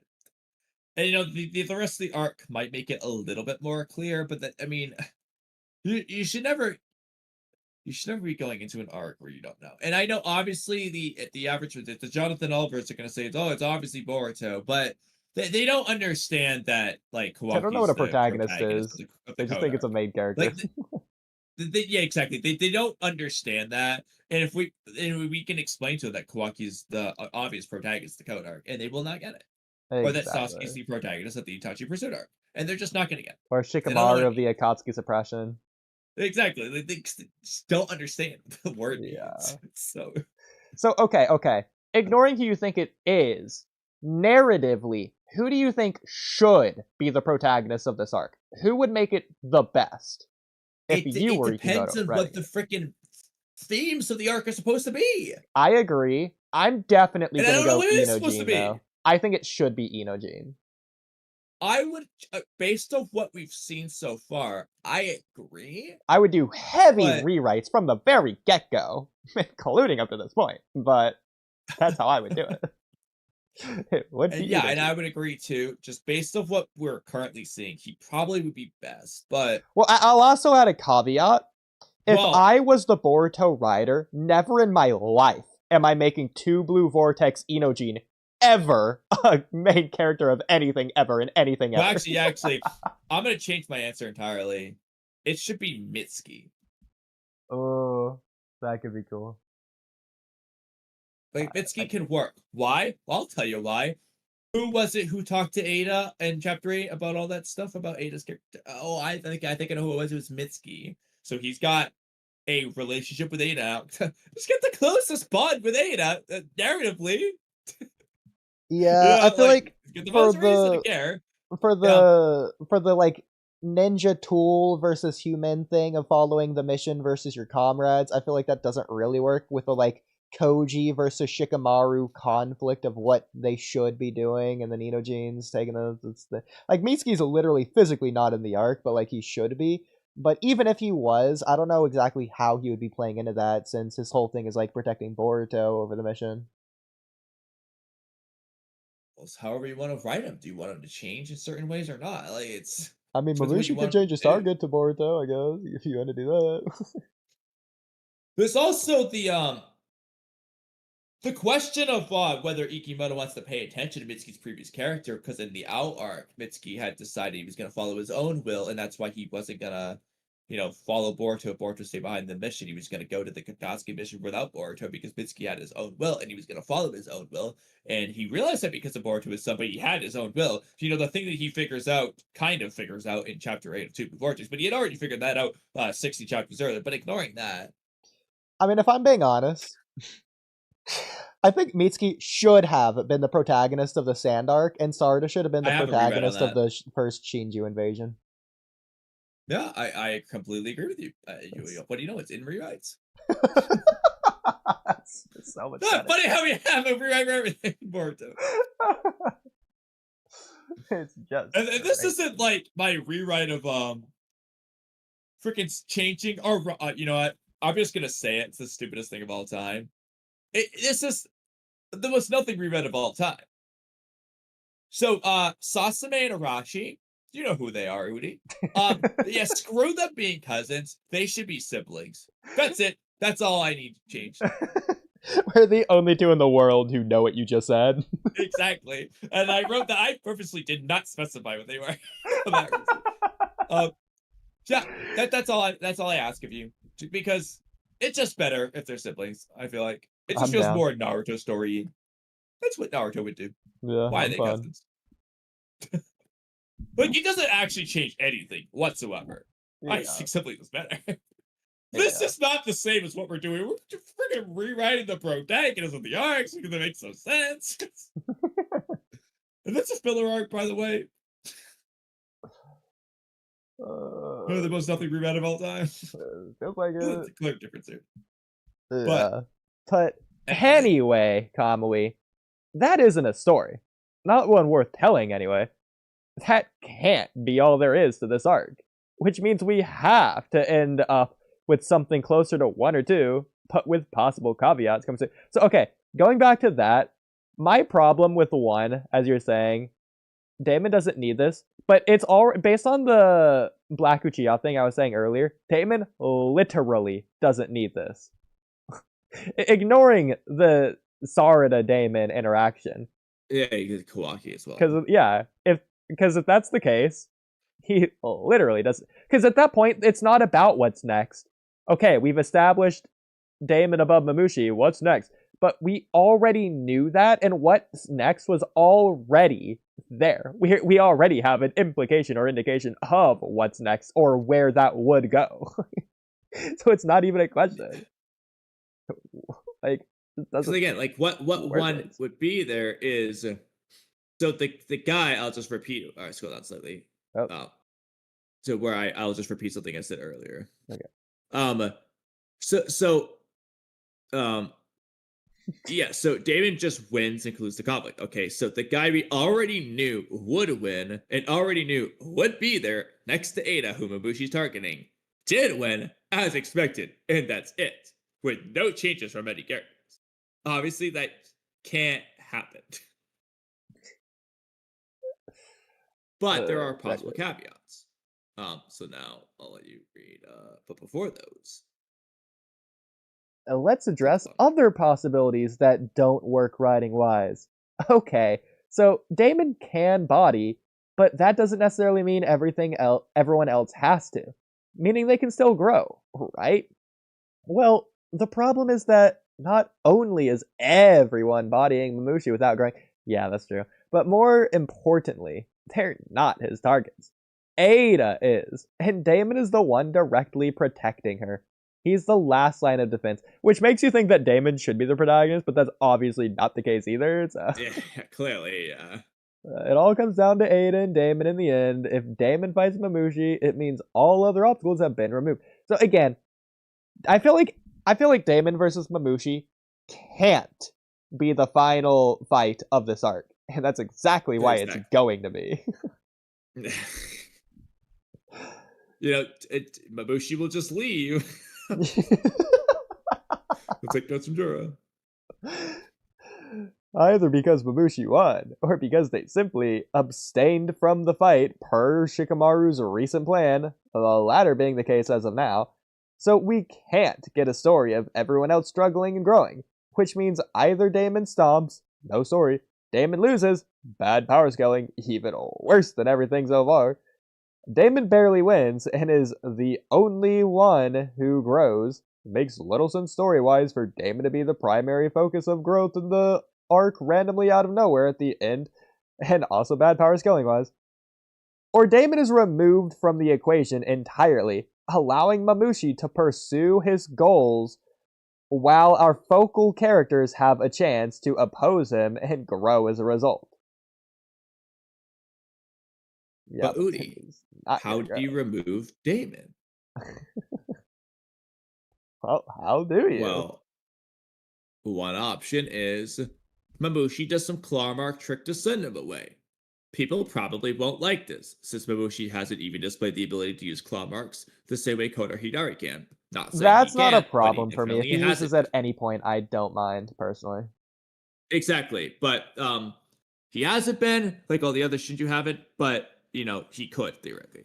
And given Mabushi's bad power scaling, it seems stupid for him to manage this. Outsmarting Damon is out of the question, considering the point is that Mamushi is dumber with all these clones, and they finally start to slightly do this at freaking 200 of them. So unless Ikimoto is actually using the drunk Japanese IQ is higher than sober IQ metric we found, it is going to make Mamushi smart because he's drunk. Outsmarting Damon is not a possibility. Oh, okay, but back to this. What? Number 2 is all you. Oh, God. Code, out of nowhere, catches Damon off guard and sends him away. Okay, yeah, I'm not gonna lie, I don't like 1, but whatever. I agree. For 2, like 2 more. Code is more reasonable. Yeah, I agree. It's better, for sure. Yeah.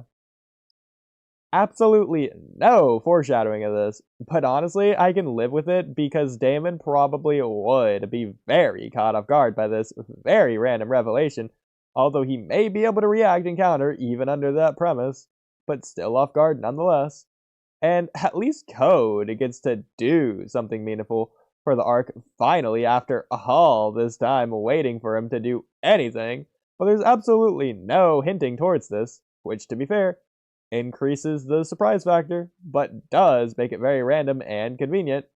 That said, Code can use the claw mark cube, and Mamushi can come out of Jura's claw mark jacket, so Code may be able to come out of any Shinju claw mark to pull this off. Anyway, I can live with this one, although it's probably not the greatest, and Code also is surprised to be hunting Boruto, and more importantly, his accomplice, Koji. Wait, what? It's supposed, not surprised. He's supposed to be hunting Boruto. Okay. Not Damon, so I'm not sure why he'd really be doing this, lol, instead of hunting Koji. So not only that, but this technically can happen. We've already seen it when Damon was sleeping, but that's the difference, is that Damon was asleep when that happened. But ignoring that, if Code pulls Damon away and Damon doesn't want to go away, Damon's going to torture Code to send him back. Like, does Code really have, like, the pain threshold mental resistance to ignore Damon long enough for Mamushi to devour Ada? I don't know. Like, well, it just depends on how he does it, because he could send him away in a way to where he just doesn't have to deal with Damon. It just depends on what he does. But he has to, assuming he's quick enough. Like, he couldn't really do that when he was fighting Damon in the first place. Well, yeah, you'd be relying entirely on off guard in a similar way to what he does in the Code arc. When he pulls Damon in and out, it sends him away. I feel like Damon wants to fight Kawaki, and Code's like, nope, you're going back, and he just puts him back. Yeah, exactly. But I feel like that's... Oh, exactly. So I feel like that's what Damon would do. First of all, we've seen, if you're strong, you could just not go through the claw mark. Boruto pulls... the claw marks are inconsistent is the problem. Well, you're not wrong, but Boruto pulls Code through the claw mark in the Code arc, and then Sarada pulls Hidari through the claw mark in the, I guess, Hidari arc, or whatever you want to call that. So, like, you could just, if anything, if Code tries this, Damon might pull Code to Mamushi. Which would be even funnier. Yeah, this one, it just entirely relies on off guard. I mean, at the end of the day, that's... Yeah. I mean, I feel like the only way this would really work is if Code does what Kaguya did to Sasuke, pulling him from the ice dimension to the desert dimension, to where Kaguya just isn't there. So I feel like Code would have to put his arm through a claw mark, which is somewhere else, going through a different claw mark to then come out of, I guess, Mamushi and grab Damon to pull him to where Code just isn't. Yeah, okay, I see what he's saying. He's just gonna reach his hand out. But yeah, I mean, yeah, like, you just have to pull his hand out, yank him into another claw mark that's going somewhere else, and let go. Yeah. The problem, like, Code's gonna have to do this quickly, and the problem with that, and Code's gonna precise timing, and I don't know why he would have that. Exactly, because Code doesn't know the timing. He would have to put his eye in order to do that, and if freaking Ryu can sense him, the best sensor in the verse, Damon, is freaking God here, so he's gonna know immediately. Yeah. So I can't see it. That's where it's just like, I don't know, but I could just live with it because, one, it removes Damon, which is what I need essentially in this case, and at least Code did something, so I'd much rather him do it than Mamushi here, who's a character who hasn't been doing these sneaky things anyway, but... Yeah. But anyways, number 3. Option 3, though, is that Damon fights Jura. Duh! The two most hyped up to be strong guys actually finally fight. Maybe Damon is winning really badly, and he and Mamushi are damaging the village, prompting Jura to step in. It doesn't really matter why. Hell, we always ask how the hell Jura is ever gonna snap, considering the only thing that seems feasible is damaging the village. And the only person who might reasonably do that without caring is Damon. So Damon could be the reason Jura finally snaps and you get that cool battle. Arguably pays off Ada's line about not wanting to wake Damon up for the pod, but also kind of a stretch to say it pays that off. There's also the fact that Himawari dies in one of Kochi's futures for this arc. Seemingly, unless it's actually only earlier in the arc where she dies and Inoji learns the jutsu but other things Kochi says make it seem like Himawari dying is on the table. And unless Mamushi randomly kills Himawari for some reason, and unless Momoshiki breaks his promise with Boruto and kills Himawari in this arc, Jura seems like a good contender since he was going after Himawari, and Kochi did mention Jura killing her like 70,000 times. So if Damon pisses Jura off, that could be how the future becomes a possibility. Or maybe Jura just goes after Himawari, and coincidentally, and that leads to this fight. Doesn't matter. Thus leading to Damon versus Jura. Damon would obviously rather fight Jura than Mamushi because he's stronger. Yeah. The only way this can work is if Jura shows up before Mamushi is completely defeated, of course. Otherwise, he's still problems. I guess Jura could come around to get the Soul Thorn, but, like, first of all, that'd be sort of out of characters. Yeah, exactly. Didn't do it for Matsuru. Yeah. Like, I think it's fine if Jura doesn't want Damon to destroy the village, and Damon doesn't care at all about the village, and is totally willing to destroy it.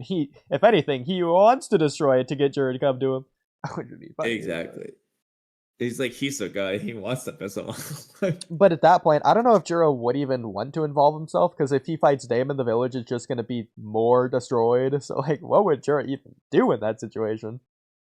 Well, the idea here is it would have to be that Jura snaps and he's going to blow up the village.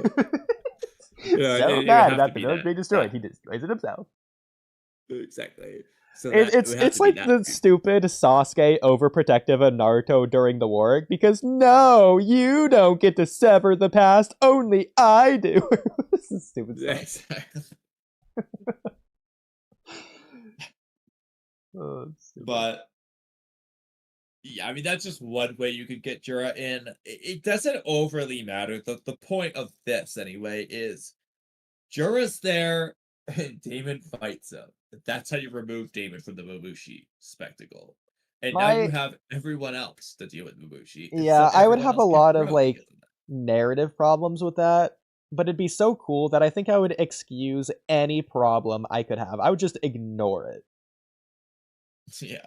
Which is the thing. But that doesn't mean the problems just don't exist. I'm just actively choosing to ignore them. The biggest problem would be Damon choosing to leave and fight Jura. I know. Instead of protecting Edo. That's the main problem here. Yeah.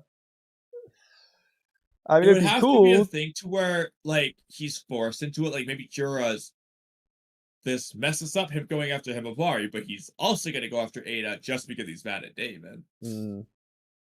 It'd be cool to pay off the Ada doesn't want to release Damon line. It just doesn't work in any other regard. Yeah, that's... I mean, I don't really know how to pay off that line. So. At this point, yeah. I just feel like it's forgotten. I think it is too. But anyway, I thought this should be just be a... Anyway, I think this should just be a wash to tease the next Damon fight against Jura, and now this arc is the best time to finally do that idea. I think wash was an autocorrect for way. Should just be a way to tease the next Damon fight maybe, against Jura. I don't know. Yeah, this arc is the best time to finally do that idea. You should make this a video, well. Well, Kamui, are you going to? We'll see. Well, with your new elite top class editor, you can do 1 million videos. Well, see, honestly, my bigger issue is more so just getting the script. Yeah. I don't blame you. We'll skip all this for now. Oh, by the way, shout out Immortal, who just, Yeah, I know.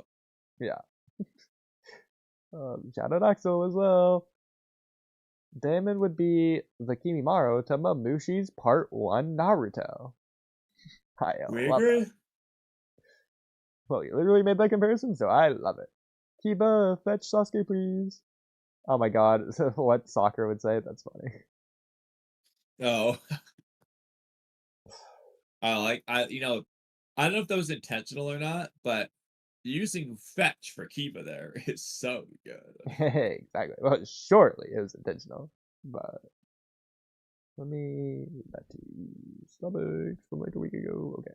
But I can't believe they found that for you. I know. I'm so happy. Did you ever go through it? I still want to go through it. No, I forgot to. Yeah, I was trying to look for it online to see if I could find it. I couldn't find it. That's why I asked who found it out. Yeah.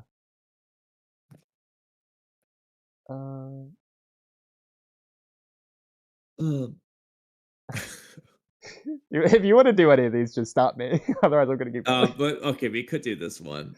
This one right here. This Twitter thread, yeah. So we gotta discuss this whole thread.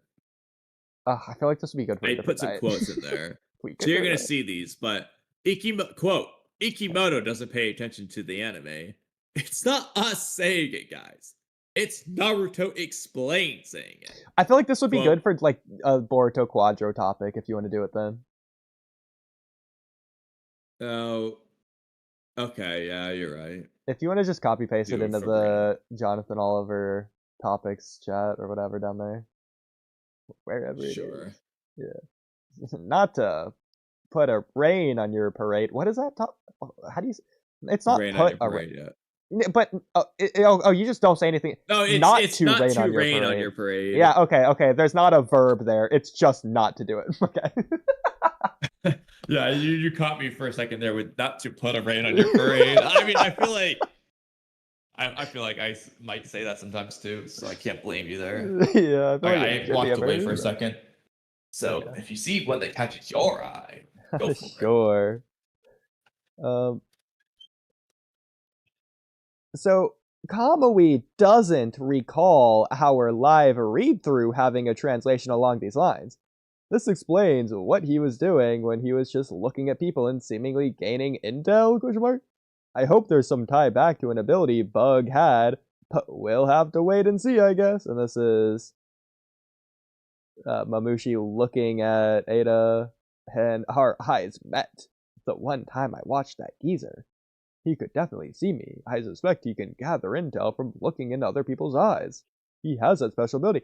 So with him also showing that off, seemingly like 2 or 3 chapters ago, with Ada not wanting Mamushi to find him at the end of this latest chapter when Shikamaru revealed his plan to have Mamushi go to Ada, it's gonna feel like a real waste if Shikamaru just tells him instead of Ada finally using her Senrigan to let Mamushi know where she is. Or where he is, whatever. okay. What's it's up? Possible Shikamaru's plan. It's possible that Shikamaru's plan is just gonna be for Ada to look, and that's how he finds out. If that's the case, disregard what I'm gonna say. But I have a problem with Shikamaru telling Mamushi where to go. It's kind of funny. So how is he gonna do that? He has to give him like directions or coordinates. So Oodie, I want you to tell me why that's a problem.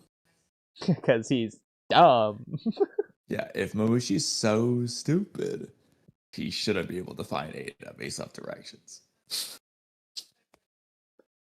Yeah, I feel like the only way would just be like pointing. She's that way. He's like, just follow me. Oh yeah. Okay, the funniest thing he could do, he's so stupid. He says, just follow me. He goes like to a volcano. She's in there. Go ahead, guys. Oh, nah, that would be the best way to get rid of the Mamushi. Funny enough that I could accept it. Yes. Okay, honestly, the best comparison from Mamushi is like the Plankton's Cousins episode. You know the one. SpongeBob. Yes. They're all trying to get to the secret formula. Mr. Krabs trying to stop them. They all get like duct taped to their chairs or whatever. I want to rewatch that episode now. It's just for the comparison. Oh, that's so good. And then I guess Damon's gonna be the lies of the secret ingredient in the formula or whatever. Being plankton. Yeah. That's Damon. Let's get out of here. I love Plankton's Cousins, bro. Mamushi's got that country bumpkin accent. I love it, bro. Okay, I would have voice act. Okay, I voice act every chapter, but I would have voice act specifically Mamushi next chapter. You know why. Oh my god. I'm gonna go full country bumpkin on you.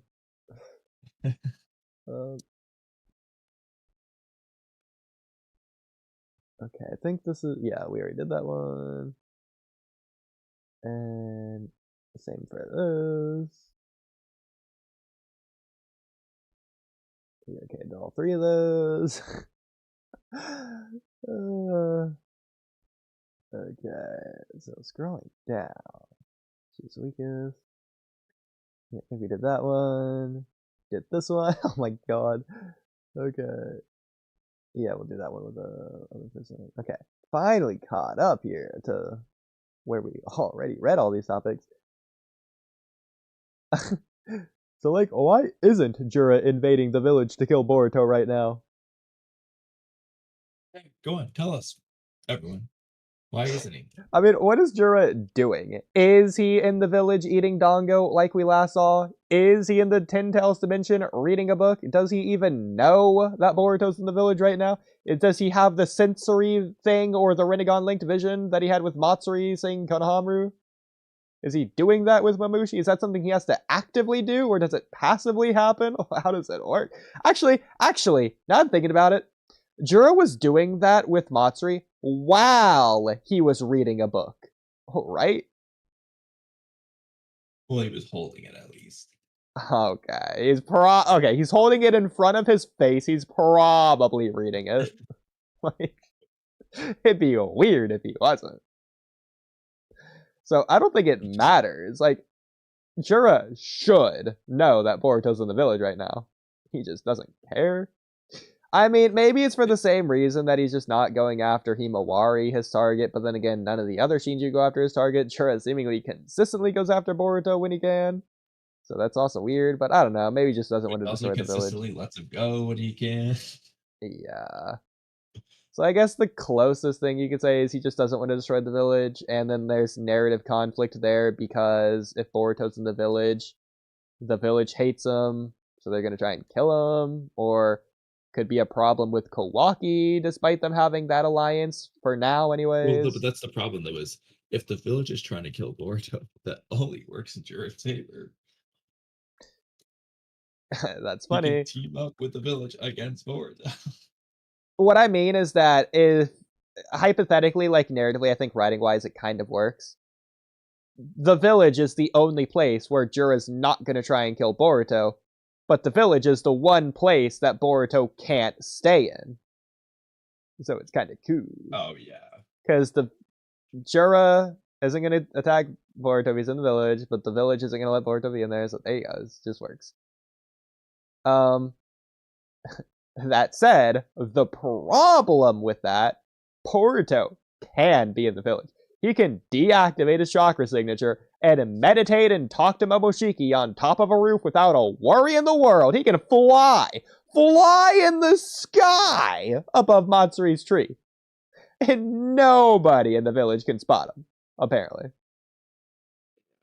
I don't care. So he just can be in the village. This is also just ignoring we've already seen Koji hide out in the village for like a long time. So there's also that. Also just Obito before the Nine Tails invasion. He's just chilling in the village for a while. Technically you have Itachi who is in the village, but like he had to at least knock a couple people out first. I mean, frankly, Boruto's using karma. He's using his chakra signature in this battle. I mean, the sensory team's not saying anything about it, so. Well, no, that's not true. They let Shikamaru know, and Shikamaru let Kobu know that Boruto's in the village, right? I don't really remember, to be honest. So. I mean, either way, the police team, I don't know if they sensed Boruto and tracked him down, or if they just coincidentally found him, but the police team, at least they attacked Boruto. Yeah, they did. Yeah, okay. You know, that would have been a good time for Jura to show up. Well, there you go. You did say you wanted to do one of these Jonathan topics. Yeah, but I'm gonna be down in a minute. If you could find the first one. Oh, I did. But I'm gonna skip ahead to this next Mamushi thing while we're waiting. What do you know? Would you look at that? Another Mamushi makes no sense point. Koji explains that Mamushi will become more instinctual, which is why he will continue Target 8. Is this one we already did? And not fear Jura's wrath. Those were unavoidable because they're instinctual for Mamushi. Sorry, what's up? I think I said it because I said I wrote it somewhere, but I just said it early, I think is what it was. Yeah, okay, so you said it just off script. What does Mamushi do when he gets stupid? He angrily attacks anyone and everyone who annoys him, even himself. No care in the world. So much for honing in on Ada and fearing Jura's wrath. He's more focused on killing Kobu and himself. Which, by the way, that obviously goes against the point that other people say of, oh, he's on a mission to find Ada. He doesn't care about anyone else. That's why Chocho blew his head off. As if, bro. People are stupid about Mamushi. What's the dumbest thing Mamushi has done? Attack himself. You know who else did the same thing because he's stupid? Naruto. Technically, Kawaki punched himself too. Oh, that's one of the points I made to Mamba right here that you're reading. Naruto attacked himself too that one time. Or sorry, oh my god, this is Kawaki punched himself too that one time. There you go. He kills all his clones in the bell test and falls for every blatantly obvious trap Kakashi leaves for him. He then goes into Haku's ice mirrors like an idiot because he's stupid. He's too stupid to understand how chakra works or how nature elements work, etc. But Naruto has no trouble using chakra for defenses, literally. What else did Mamushi do? Charge angrily at people like Kobu. Well, what do you know? Almost like Choji charges at people like an idiot when they're calling him fat, even when they're Kakazu, and very obviously way too strong for Choji. But Choji doesn't have problems using chakra for defenses. If Mamushi can instinctually use fire style, he can use chakra for defenses. It's just like the argument for Mamushi's stupidity are things people have done. Literally. Oh, that was obvious thing of all time. Yeah, okay. Going back to Jonathan, all of everything. I think it's the first one right here. Okay. So, okay, do you want to go to the chat where these were actually written, or then why did you even copy paste it?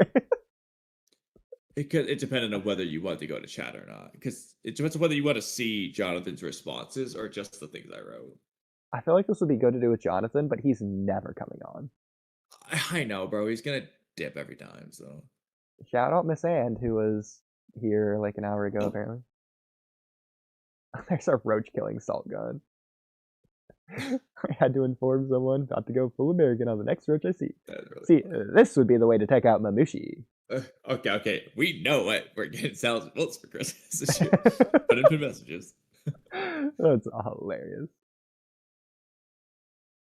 Okay, so was this the start of the thing here?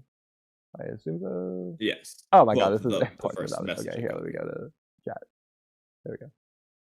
All right, so. I hate that I pressed X. Okay, there we go. Okay, but yeah, we're gonna have to go a little bit higher though. So you have to click on the replies until we get to Okay, keep going higher until oh my god, keep going. All right, we're gonna keep going higher to the. You know, it's crazy how many times I repeated this shit. Oh my god. See, I wish you could do a reverse thing to go to the next one after that. I know. You can only press jump to original message once. It only jumps to the most recent one you pressed. I just want to find like when I first started saying my like question. Just oh my god. Keep going. Like, when do I first start asking about why did he do this? Well, there's a what? This program. Oh, here we go. All right, keep going up because I think it's gonna be the one above it. No, it's not even. Oh my god. Bro, we can't go over this all on streams. We can't do this all on streams. It's too much. No. We're gonna skip past it. Right now, I just want to see how long of me repeating the question before I do the Jonathan, what you're doing thing. When did I first? Okay, this gotta be okay. All right, that's the four. Okay, it's below it, the one before it. Okay, this is what. Okay, so it's 5:31 p.m. We're not gonna read them, but we can quickly count how many messages I say after. Okay, I'm gonna ask some questions. First, narratively, why was Mamushi chosen as the person for Boruto to finally use karma for the first time in TBV against? And for Kawaki to have his first fight post-second Amado upgrade against. We can mostly ignore Kawaki, but it's the same idea. Why did Ikimoto choose Mamushi as the Shinju for these things? And then scroll down for the second question. See, you shot yourself in the foot before you even began. You asked Jonathan Oliver more than one question. At the same time. Well, you didn't answer either of them. Yeah, exactly. So scroll down. When do I? Okay. Because Mamushi is a divine tree. He is a dragon level even more. Yeah. So does that answer my question, Oodie? Well, Kamui, he is a Jigen level even more. Ignoring his bad English. So he's not doing like so. So then, okay, here's my reply to that. I don't know exactly when I get to my second question, but let's scroll down slightly. I said, so are Hidari, Matsuri, and Jura, but Boruto didn't use Karma for those battles. Why Mamushi specifically, as opposed to any other Shinju? And then I confirm you think Mamushi's stronger than Jigen. So, oh, by the way, the panel thing, I counted the pages. I didn't write it in there. Over half the pages are Karma. Over double. The Karma pages versus. I did not do panels. I didn't go back to do that, but because I was like, it's going to take a while. But yeah, the overwhelming majority is Karma, even if it's not 99% technically. Interesting. All right, keep going down. Just scroll past. Okay, you're not paying attention to my question. All right. You're not paying attention to my question at all. I'm asking narratively, why did Ikimoto choose to do it this way? Why didn't Boruto make the deal at any other point? All Boruto had to do was go talk to Momoshiki and offer him a deal. He could have done that at any time. But why didn't Ikimoto choose to have this take place before the Mamushi fight, as opposed to before any other fight? Narratively, does this question make more sense now? So obviously it doesn't make any sense to him. So why didn't Boruto do that for Matsuri or Jura? Why did he wait? Why did Ikimoto make that decision? And he laughed at that. It's Naruto's story who makes it stupid, Kamui. Okay, that's kind of funny. Boruto literally explained in front of Konohamaru why he could watch it on base. That's not addressing. All right, but anyway, So once again, not reading the question. I'm not asking you to use the invert universe workaround of Matsuri being weakened versus Konohamaru, Boruto not making the deal yet. I'm asking why Ikimoto wrote it that way. Why didn't he have Boruto just make the deal and use Kara versus Hidari, for example? Why Mamushi instead? If you don't get the question, just say so. This isn't even narrowly a critique. So another way to put it, this is parrying off this. Another way to put it is, why wasn't Mamushi the first invasion and Hidari the third one? It's just another way to like phrase the similar idea. Yeah, he's looking at like the in-universe explanation, not like your external critique. That's why I said I think he's incapable of doing it. But so now you can just skip to. So actually, it was 5:31 p.m. Let's just quickly scroll down until we get to the Jonathan, what you're doing, because mind you can see here we are sending message after message after message. Yeah, is this So yeah. Okay, for us, what time 8:11. 3 hours of me repeating the question. This is like nonstop. Okay, yeah, hours. this is I probably what I said. re-asked the question like 50 times. I thought it was 4. It's like 50. Okay, so yeah, okay. This is exactly what I said. So, Jonathan, what you're doing, using the series as is, as it's explained, when it's explained. None of the things you said were present by Chapter 8. Jura doesn't question love or overly care about the Leaf Village until he spends time there. He quite literally shot a Biju bomb in the middle of the village with the intent of it hitting Team 10/Imori in the village, something he would later not do. He also kills the gatekeepers immediately without hesitation. He reads books between chapters 5 and 8, causing him to care solely about books and the bookstore, but nothing else. His appreciation grows over time. He did not care that Hidari fought inside the village either. He did not feel the need for Boruto to die, or to talk to Kawaki yet either. These aspects of Jura's characters develop over time, as I said. What I'm asking you to do, put yourself in Ikimoto's shoes writing the story. By Chapter 8, these things weren't established yet, possibly not even thought of yet, meaning Ikimoto wasn't forced to do anything in a particular way. If he wanted to, he could have written the story so that Mamushi came with him instead of Hidari, for example. Or that all the Shinju came with him since all of their targets were in the leaf at the time, since Ryu wasn't born yet. Ikimoto had the choice to write things the way he wanted. He chose to go Jura slash Hidari, and Matsuri slash Ryu, and Jura, then Mamushi, and possibly Jura as well. He chose that order. The Shinju are free to do what they want, as you said. Your only reason for Mamushi not going is because he simply didn't go. He already chose Ada and could have determined why at any point. He doesn't even care about Jura's love stuff. It's irrelevant. In character, he can go after Ada at any time he feels like it, but Ikimoto chose for him to make his move last. The question is, why? My first question. Before we continue to next message. Oh my god. Look for the next message. Part 2 of message. I can give you a narrative reason for the order Ikimoto chose. In fact, I've already discussed it live and will specifically go through it step by step live just for you. I thought you were gonna go to like your video or the Shinju video you made. You know, the Hunter x Hunter one. It's related to that topic, but I'm going to specifically put it into this context. Yeah. I want you, Jonathan Oliver, to give me a narrative reason for this choice of order. What does that mean? Not the in-universe explanation and non-explanation for the order. If you're asking Hidari to come for whatever reason, then Matsuri and Ryu happen to be looking for Boruto in the sandwich, then Mamushi deciding it's time to go. The underlying narrative, thematic reasons. If I have to, I can go first, but I really want to hear yours without my influence.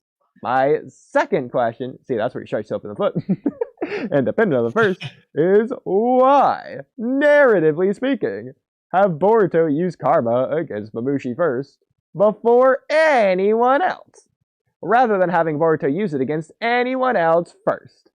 Not the in-universe explanation of Boruto didn't ask Momoshiki yet, just because he didn't ask yet.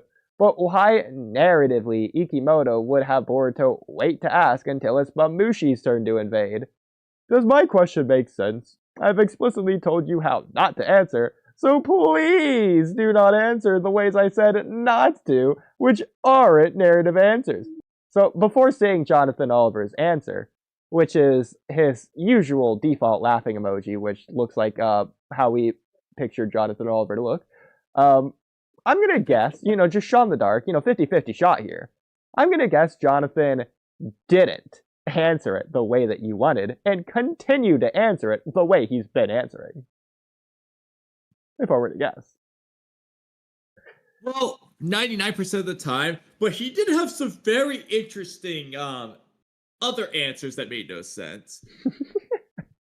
There's one of them at some point, I don't know where it was, where he mentions, if we don't find it on the way down, that means he did it earlier, but when he mentions the programming language, it's, I can just control F that really quick if you want.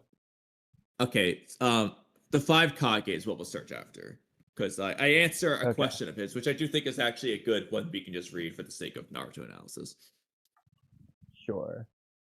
This one? That's too old. Just search programming. Okay. Just search programming, remove language. He probably misspelled it. Okay, yeah, there you go. Okay. So, so another way he's responding to, another way to put it is, why not do Mamushi first and Hidari last? This is another way of phrasing the same question. Why the order? His response is, because you don't understand the meaning of Mamushi and Bug. I told you that Boruto used a lot of a Loth programming concept. You're not even a programmer, lol. So my response was... Well, I love this response. I am a programmer. Shout out to me. I know. So... a different one. That's us arguing about something else. Okay. What does programming have anything to do with Hidari or Mamushi being the first invasion? Explain that, Jonathan. I don't believe he ever did.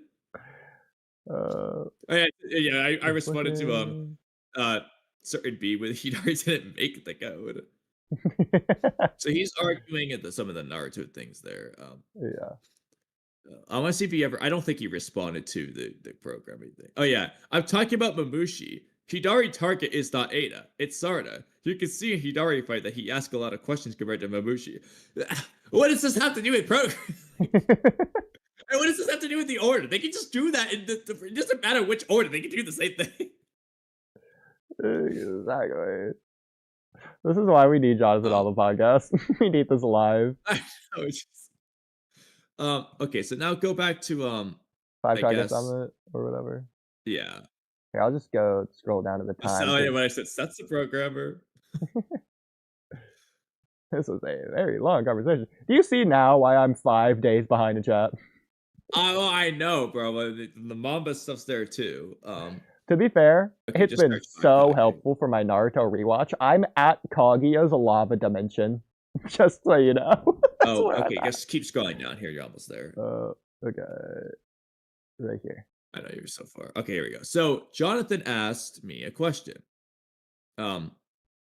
So you can click on it for wherever it is, just for a second. Yeah, okay. fine. So tell me, I'll let you read this question. I'll read my answer. So tell me the narrative of Naruto. Why Kishimoto made an Obito with the 7-tailed beasts, Edo Tensei versus Naruto and Killer Bee. What's the point of Obito being in the back and watching the 7-tailed beasts fight Naruto and Bee? Why Obito doesn't join the fight?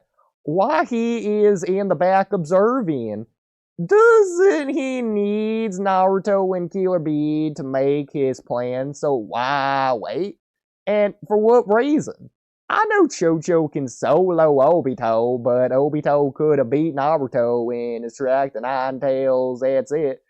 So why wait until Naruto is in danger to move? Tell me what Obito was thinking in that fight. So as you can imagine, it took me 0 time to come up with an answer to these questions. So, the 7-tailed beast thing. So just one thing at a time. So the 5 Kage bonded together because of what they each lost from the Akatsuki, their villages being damaged and their Jinchuriki lost. Obito/Kabuto are using that pain against the alliance. The Biju/Jinchuriki by Obito and Edo Tensei by Kabuto. So the dead ninja and then the dead Jinchuriki. That's that narrative. Why does Obito sit back during the Biju part? 2 reasons. I'm breaking it down for him. The plot reason. Obito is allocating his chakra towards controlling the Geto statue in Biju, and that's all he can do at the time. He can't fight and control the Geto statue in Biju at the same time, or else he'll lose control. The narrative reasons. Obito is observing Naruto in his choice to never give up, as opposed to himself in the past. Obito wants to see Naruto give up, not just lose because he simply lost. So he can't completely overwhelm Naruto to the point of impossibility, or else Obito doesn't get what he wants out of this fight. The above analysis ties both the plot and story together, meaning Obito is neither doing it just because of plot and no story, and he's not doing it just for the sake of the story via an unjustifiable plot. There you go. What you always want to do is have a plot, and, there's times when obviously it can just be plot. It can just be plot for the sake of plot. But like for example, the fact that Deidara uses explosions doesn't have to tie into the overarching narrative of what it means to be a ninja. That's just stability. But like, when it comes to important things, you want to have a reason in the plot and a reason in the story. The more those two can intertwine, the better. Yeah. And it took me, like, you don't even necessarily have to agree with what I said there. But the fact that I just spat that out, I did not even have to think. I did not take time to write this. I instantly had an answer. 0 thought. I saw the question, was already writing this. The fact that it took me no thought, the fact that I've asked him 500 times and he hasn't given me an actual answer to the Mamushi one, I feel like that really hammers home something. No, I definitely... Either he's stupid or there's nothing in the Mamushi situation. I think if nothing else, you should just copy paste this like top paragraph to whatever video script. Like this part's just really good. I know. It's okay. I've never heard anyone talk about this. I was just like, this is actually gold. You know what? I'll do that right now. Good. I was like, honestly, that was really cool.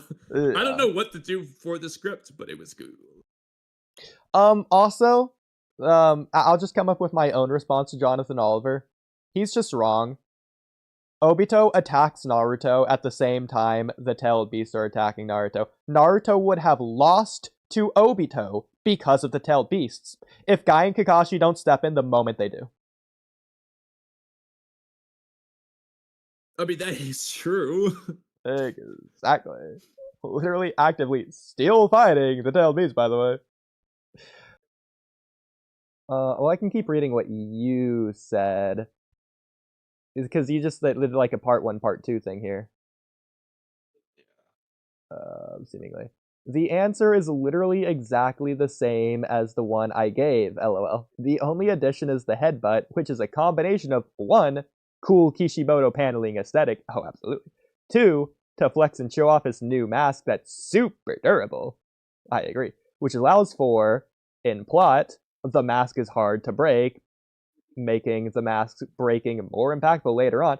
Which also, I'm sure you're gonna get to like the narrative story thing, but that means like the Obito narrative mask should also be similarly hard to break. I'm sure that's exactly like word for word what you're about to say. In story, Obito is narratively telling Naruto, stripping off the my narrative mask / alias of Toby / Madara / no one, and revealing who I truly am, Obito, the boy who wants to become Hokage, is going to be difficult. It represents the hard challenge that awaits Naruto. Yes, okay. Physically tests Naruto. I do think it's cool. Yeah, physically tests Naruto a bit. Like, Gatosatsu and Biju are not out yet, so he can fight himself a little if he wants. Once again, took no time to give you a narrative and plot answer. Alright, well, with that being said, would you like to do the outro? Don't believe in propaganda. That's all I have to say. Madara fell for the propaganda. A lot of people in this world fall for propaganda, so don't fall for propaganda.